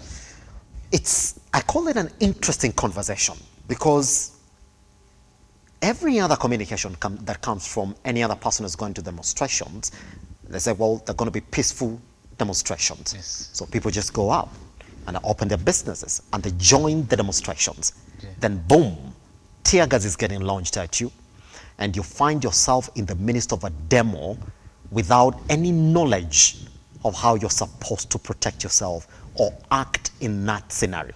Good. Just before we get there, let's do an introduction of St. John's Ambulance. Who are you? Yes, so St. John Ambulance, of course, with the name ambulance, we are known to provide ambulance to everybody whenever there is an emergency or there's a disaster. Yes. So what you only need to do is just to call us and we will rush with our ambulances and ensure that if there is any on-scene treatment, we do it with our paramedics. Yes. But if need be, we will evacuate you to the best facility so that advanced care can be done to you. But we are also training people to know the first aid, the basic things that you need to know, whether you are at home on the streets or you are doing any other thing. Yes. That if something happens or you spot somebody who is injured or somebody who suddenly falls ill, you are able to do some basic techniques that will save that person's life. So we do that training. Every week, there are people who stream into our training centers to enjoy this kind of training. Yes. But we also run a number of programs which are quite varied. For instance, on the road, we have stationed some rescue centers, 18 of them, at the black spots to ensure that if an accident occurs, there's somebody who is trained in first aid who is going to intervene, because in most occasions, the bystanders or the first responders who go there have very little knowledge. So what they do is to compound the injuries. Yes. So having realized that, we noted that we need to do something, and that is train the communities around black spots, give them first aid materials so that when they respond skillfully and with the resources required to reduce deaths on our roads. Is demonstration scenarios or injuries that may rise out of demonstrations, is it covered in your training, or this is a completely new area where now you, as St. John's Ambulance, have to think, oh, we got to train people exactly how to react around this? Injury is injury. Regardless. Body is the body, regardless. So, for instance, when it comes to demonstration, there are several risks, but the injuries that are there, they are always projectiles. They can be from canisters or from the stones, but when they hit the body, they cause an injury. And first aid is the same, whether you are hit with a rungu anywhere else or with the projectiles in demonstration, is the same injury. Yes. You need to treat it with one basic first aid technique. Okay. The only thing that is strange with the demonstration is the use of tear gas, which is not existent in other scenarios. And it's only that sometimes not sometimes, all the time it causes irritation. Yeah, so these irritations are the ones which probably may not be covered in your training, isn't it? Exactly how to stop training. Yes. But there are things which you just know by common sense that when a canister is thrown towards where you are, there will be some irritation. And some of these exposure may lead to long-term consequences. They may lead to respiratory problems and things like that. Yes. So these are the things that people just need to basically know how to handle so that they are better be safe. Yes. Yeah. Pretty much. Let me start with the direct questions then. In that particular scenario for tear gas canisters, I've been in an environment, I'll take you back to when I was in school, and we were involved in a peaceful demonstration. And then we realized that some people react differently to the tear gas canisters. You find that people are completely allergic to that tear gas smoke. So once it lands on them, they go down, immediately develop breathing complications. Yes. How am I supposed to act in a scenario where one person, right here next in front of me, have developed a breathing complication out of the tear gas canister? Always the first thing is to move that person to an area where there's fresh air. That is the first. Where he's not continually exposed to the gases. Actually, it's not a gas, it's a powder, though it's called tear gas, but it's a powder in nature. So you remove the person from where he's exposed to the tear gas to where there is fresh air. Then after that, you can use clean water to flush out those powders that are stuck on the person's, because tear gas basically affects the eyes, the nose, the mouth, the throat, and even the lungs, basically the respiratory system. And it affects people differently. Some people have pre-existing medical conditions, which if they are exposed to tear gas, it is more worse than others. And also the way tear gas is made, it reacts differently. If you are in a confined room, the impact is worse than if you are in an open space, because in an open space there is fresh air moving, which reduces its impact. Yes. But basically you just need to move to a place where there's fresh air, look for clean water and flush it out. Yes. If it does not come out, go take a bath and it will be all gone. It will be all gone. Yeah. Number 2 scenario now, which is I think the one that is most common. Even before we get to places where somebody is losing their blood, let's get to where people have gone unconscious. You're not so sure whether this person has lost their life, but you can actually see that this person has dropped. Yes. And in one way or another, you gotta do something within that particular period to either save their lives, or before then you come to realization that this person has lost their lives. Let's attack that particular one. Yeah, first things first, I think it's good to know whether somebody is breathing or not, and alive. Or, I mean, whether somebody is not breathing or breathing. Let's start from there, isn't it? Yeah. So to know that somebody is breathing, There are several ways you can know. You can see the chest rising and falling. You can feel the breath. Are there cases where somebody is not breathing, but they've not essentially died? There are cases where somebody is unconscious, but breathing. And there are cases where somebody is unconscious, but not breathing. Hold on. No, we gotta start afresh. Because even me, I'm a student now. I gotta have this right. Okay. The question I asked was, yes, how do you know that somebody is alive? Is alive. They've fallen down. Yes. And you can say they're not moving. I mean, the first reaction to giving somebody help is that they're falling down, they're not moving. Yes. Good. Yes. My instinct is to go help this person. Yes. Okay, let's break it from that. Now you're saying that there are cases where, yes. gotta listen. Yeah. Gotta listen, I gotta be careful. Okay. All right. So when somebody is lying down, okay, we say the person is unconscious. And when the person is unconscious, there are two things that may be happening. He may be unconscious and breathing. Good. Or he may be unconscious and not breathing. In that case, there are no signs of life in the person. So you they might do be not unconscious? you do not declare death, but there are no signs of life. Yes. So there is very little you can do. But if the person is unconscious and breathing, there is a lot that you can do to save that life. Good. Let's first start with this one who's unconscious and breathing. What is my first reaction? Yeah, so if somebody is unconscious and breathing, it means that person is almost okay. The only thing you need to do is, if there is danger in that area, for instance, is exposed to the gases, the tear gas. All the guys who are running around. You need to remove that person and take the person to a place where there is fresh flow of air.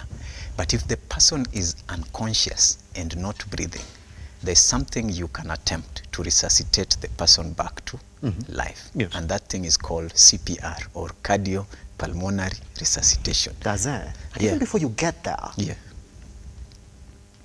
because you're mentioning that particular one, a majority of people just do not know how important it is. Because I ran into somebody who told me that every other person should learn CPR. That it should be a life skill for everybody. In fact, nobody should go to school from class 1 or PP1 or grade 1 to secondary level to university level and finish out and he says he does not know CPR.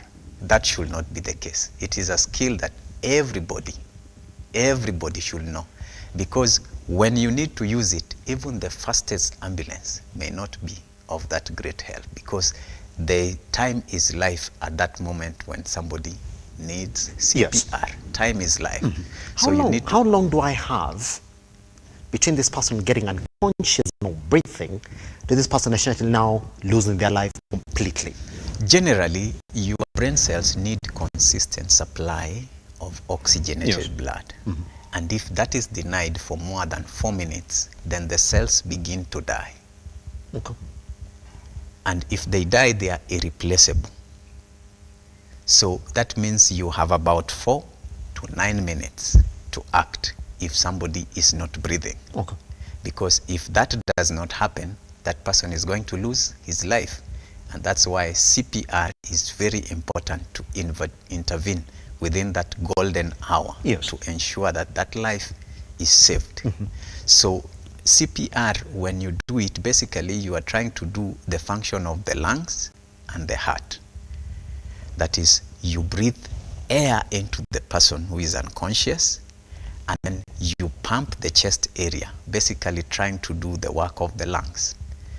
So while you do that, somebody should be on standby to call an ambulance to come and assist as you continue with the process. So basically in CPR, you give 2 rescue breaths and then you follow it with chest compressions. But there are dangers with the rescue breaths. Sometimes it may pose a risk to you of exposure to infections like COVID and things like that. So if there are such kind of risks which are there, you are better off doing just the chest compressions. What should be the position of my hand when I'm doing CPR? You ensure that the heel of your hand is at the center of the chest. Yes. Then you take this hand you put it over the other hand. Well, the strong hand should be the first one? Strong hand should be the one on top. The one on top. So yes. weak hand on the heel of your hand? Yes. Weak hand down. Yes. Weak hand down, strong yes. hand strong up hand on top. to pull up. Yes. Then you ensure your hands are straight, not bent at the elbow. Also, it's not just about pushing. No. You should push from the shoulders, not from the elbow. Not from the elbow. So that they have same strength of pressing inside. Yes. So you hold back, then you press down from the shoulder. Yes. 1, 2, 3, 4, 5, 6, 7, 8, 9, 10, up to 30. Up to 30? Yes. Hold on, you don't stop. Up to 30. Up to 30. Then you blow through the mouth until you see the you leave just for you blow again. Then yes. How many? That how is many, if how many, there is no risk of COVID infections. How many And times should I blow my mouth? You blow twice. Okay. So, friend, you start with 5 rescue breaths. Then the subsequent ones are just 2. Okay. But for adults, it's just 2. So it's alternating between 2 rescue breaths and 30 chest just pump compressions, isn't it? Yes. So you do that until you either get or until the reaction, or the person wakes up, or there's somebody else who can relieve you. Yes.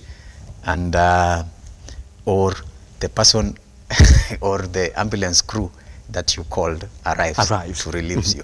Yeah, so there are several reasons why you can leave CPR, or at times even your own life is in danger, and at that point better we lose 1 life than losing 2 lives. Yeah. Is that the operation model yes, for saving lives? Yes. Those are safety. That do not put yourself in danger when trying to save a life. Yes, in fact, your safety comes first, because if you become also part of the casualties.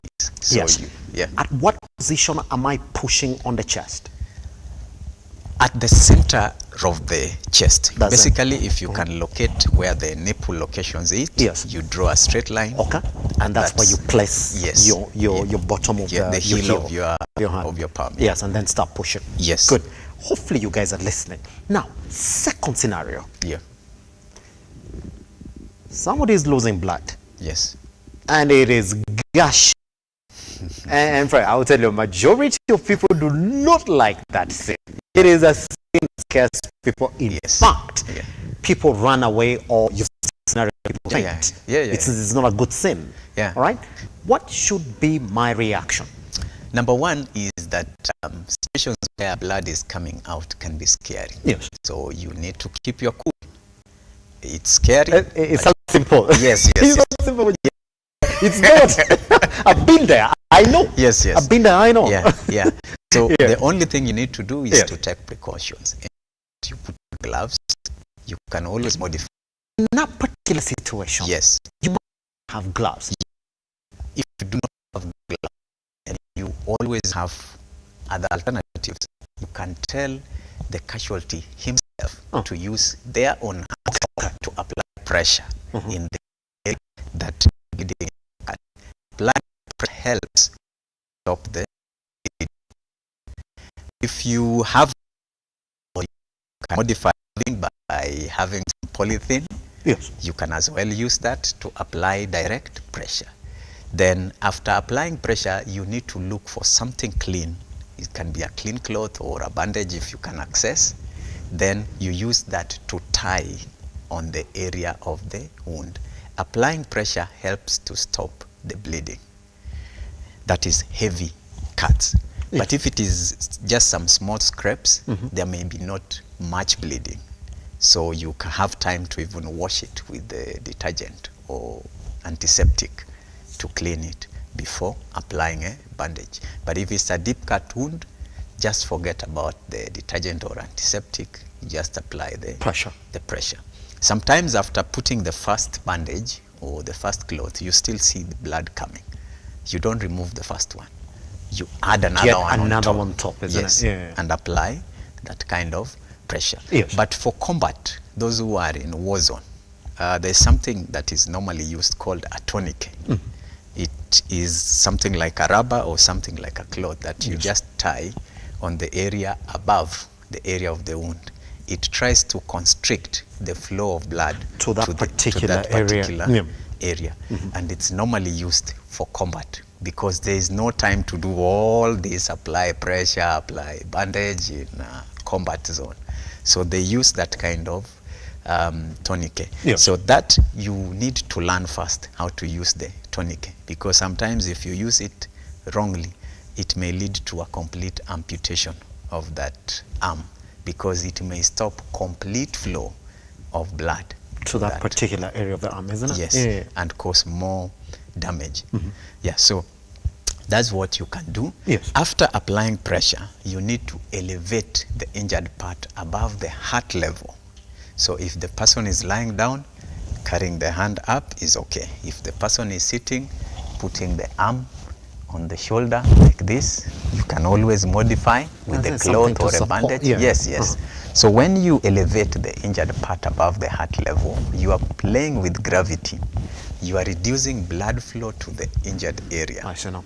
So that the pain reduces and even the bleeding also reduces. It reduces. Yes, so that is why you elevate above the heart level. And with that, you're good to go. If the cut is deep, you need to take the person to hospital for further checkup and management. Yes. If it is a small one, it will basically just heal on its own. Now, I'm going to be very direct to these questions because I'm essentially looking at the scenario where majority of people might find themselves. Do you have a guideline for the response to somebody who's been shot? Yeah, if somebody has been shot, there's something called an occlusive dressing, and it has a modification. Occlusive dressing, generally, most people who are shot are maybe in the chest area, generally. So if it is in the chest area, you need to make an occlusive dressing. It's a dressing that covers the three parts. So it's a rectangle in size. So it seals only the three parts and it leaves one part so that breathing can occur. Can continue. Can continue. So if you don't have that kind of bandage, you can always put any kind of dressing, then use a tape to seal the three sides and then leave one side, so that when the chest cavity goes down, it sucks in. When it comes up, it closes. When it goes down, it opens. Yes. So that allows some kind of breathing to continue. Yes. So that occlusive dressing is required. But if you can have it, because having a first aid at this time is almost necessary. It's almost necessary. Yes, and such kind of dressings and bandages needs to be inside so that you are able to use them. But in any other part of the body, if it is on the leg, you just do the first aid for any kind of wound. But there's something that sometimes people get wrong.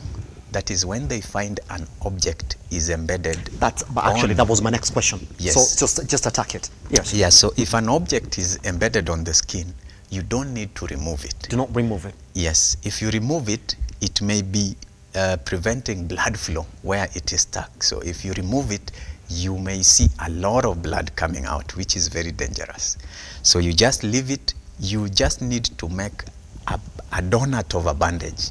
You know, a donut for eating. So you just make something that looks like a donut. Yes. Put it around the object and then use other dressings or bandages or cloths to tie now around without interfering with this object that is embedded into the body. Yes.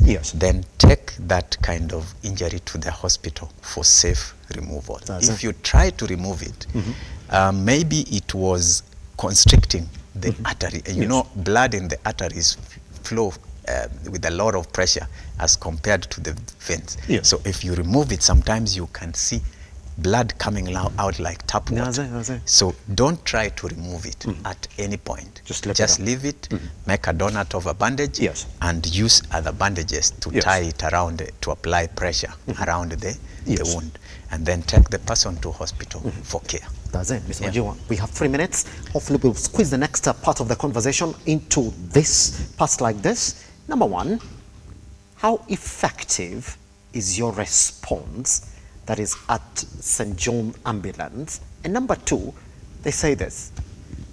Majority of the reasons why people do not call an ambulance is, maybe you're going to put the statement straight, is that if you call an ambulance, then you're responsible for the cost of that ambulance arriving there. So majority of people say, I know the number for St. John's ambulance, but I'm not going to call them, because if I call them, then they would put this on me. Yeah. Let's address those in a minute before I get to know how your number is. Let me start with their fear Yes. of money. If you call St. John Ambulance for any kind of emergency, accident, disaster, it is free of charge. So don't worry about the cost. Of you arriving at the scene and taking care of the... Yes. Yeah. For St. John Ambulance, if you call, it is free of charge. The only times that we charge for an ambulance is for non-emergency cases. I see that. Yeah. I see that. Where, for instance, you need to move from one hospital to another, or you have an event that you want an ambulance to be stationed. Those ones we will charge moderately. But for emergency, like now, if you see somebody is injured on the road, just call. The first thing we will do is to give you first aid online on what you need to do as our ambulances as you are come on the way, isn't it? Yes. Then second, when we come, we will do what it takes of us to do that kind of evacuation. So people should not fear to call St. John. On a day like this, we are strategically located across the country to ensure that if you need our services, we are right there. And you see, our service is non-discriminative. That is, we provide service to everybody. We don't care whether you are a law enforcement officer or you are a protester. We will treat you with the same care, same time of response. Even when it is a situation where we have a criminal versus a law enforcement officer, we will treat all of them the same way, because it is not our work to decide who is wrong or who is right. Our work is who is sick or who is wounded. Pretty much. That is the person who needs our care. And that is what we will be providing. So if you call us, sometimes you may not need to call us only to bring the ambulance. If you don't know what to do, you can also call. So that you can actually tell this guys what to do. Pretty much, we have 15 seconds. What's that number? Just say it so we step out of the studio. Yeah, so the number to call is 0721 225 285. I'll repeat, 0721 225 285. Call it anytime, 24 hours. We are there for you. Now you do know. Yeah.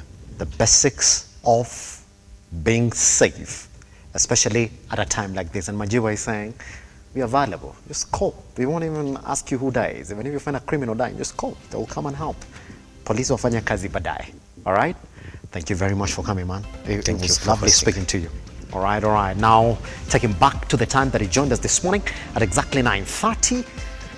So you can actually get to learn about first aid basics, and the bigger takeaway from him is that if you do not know CPR, my God, what are you doing?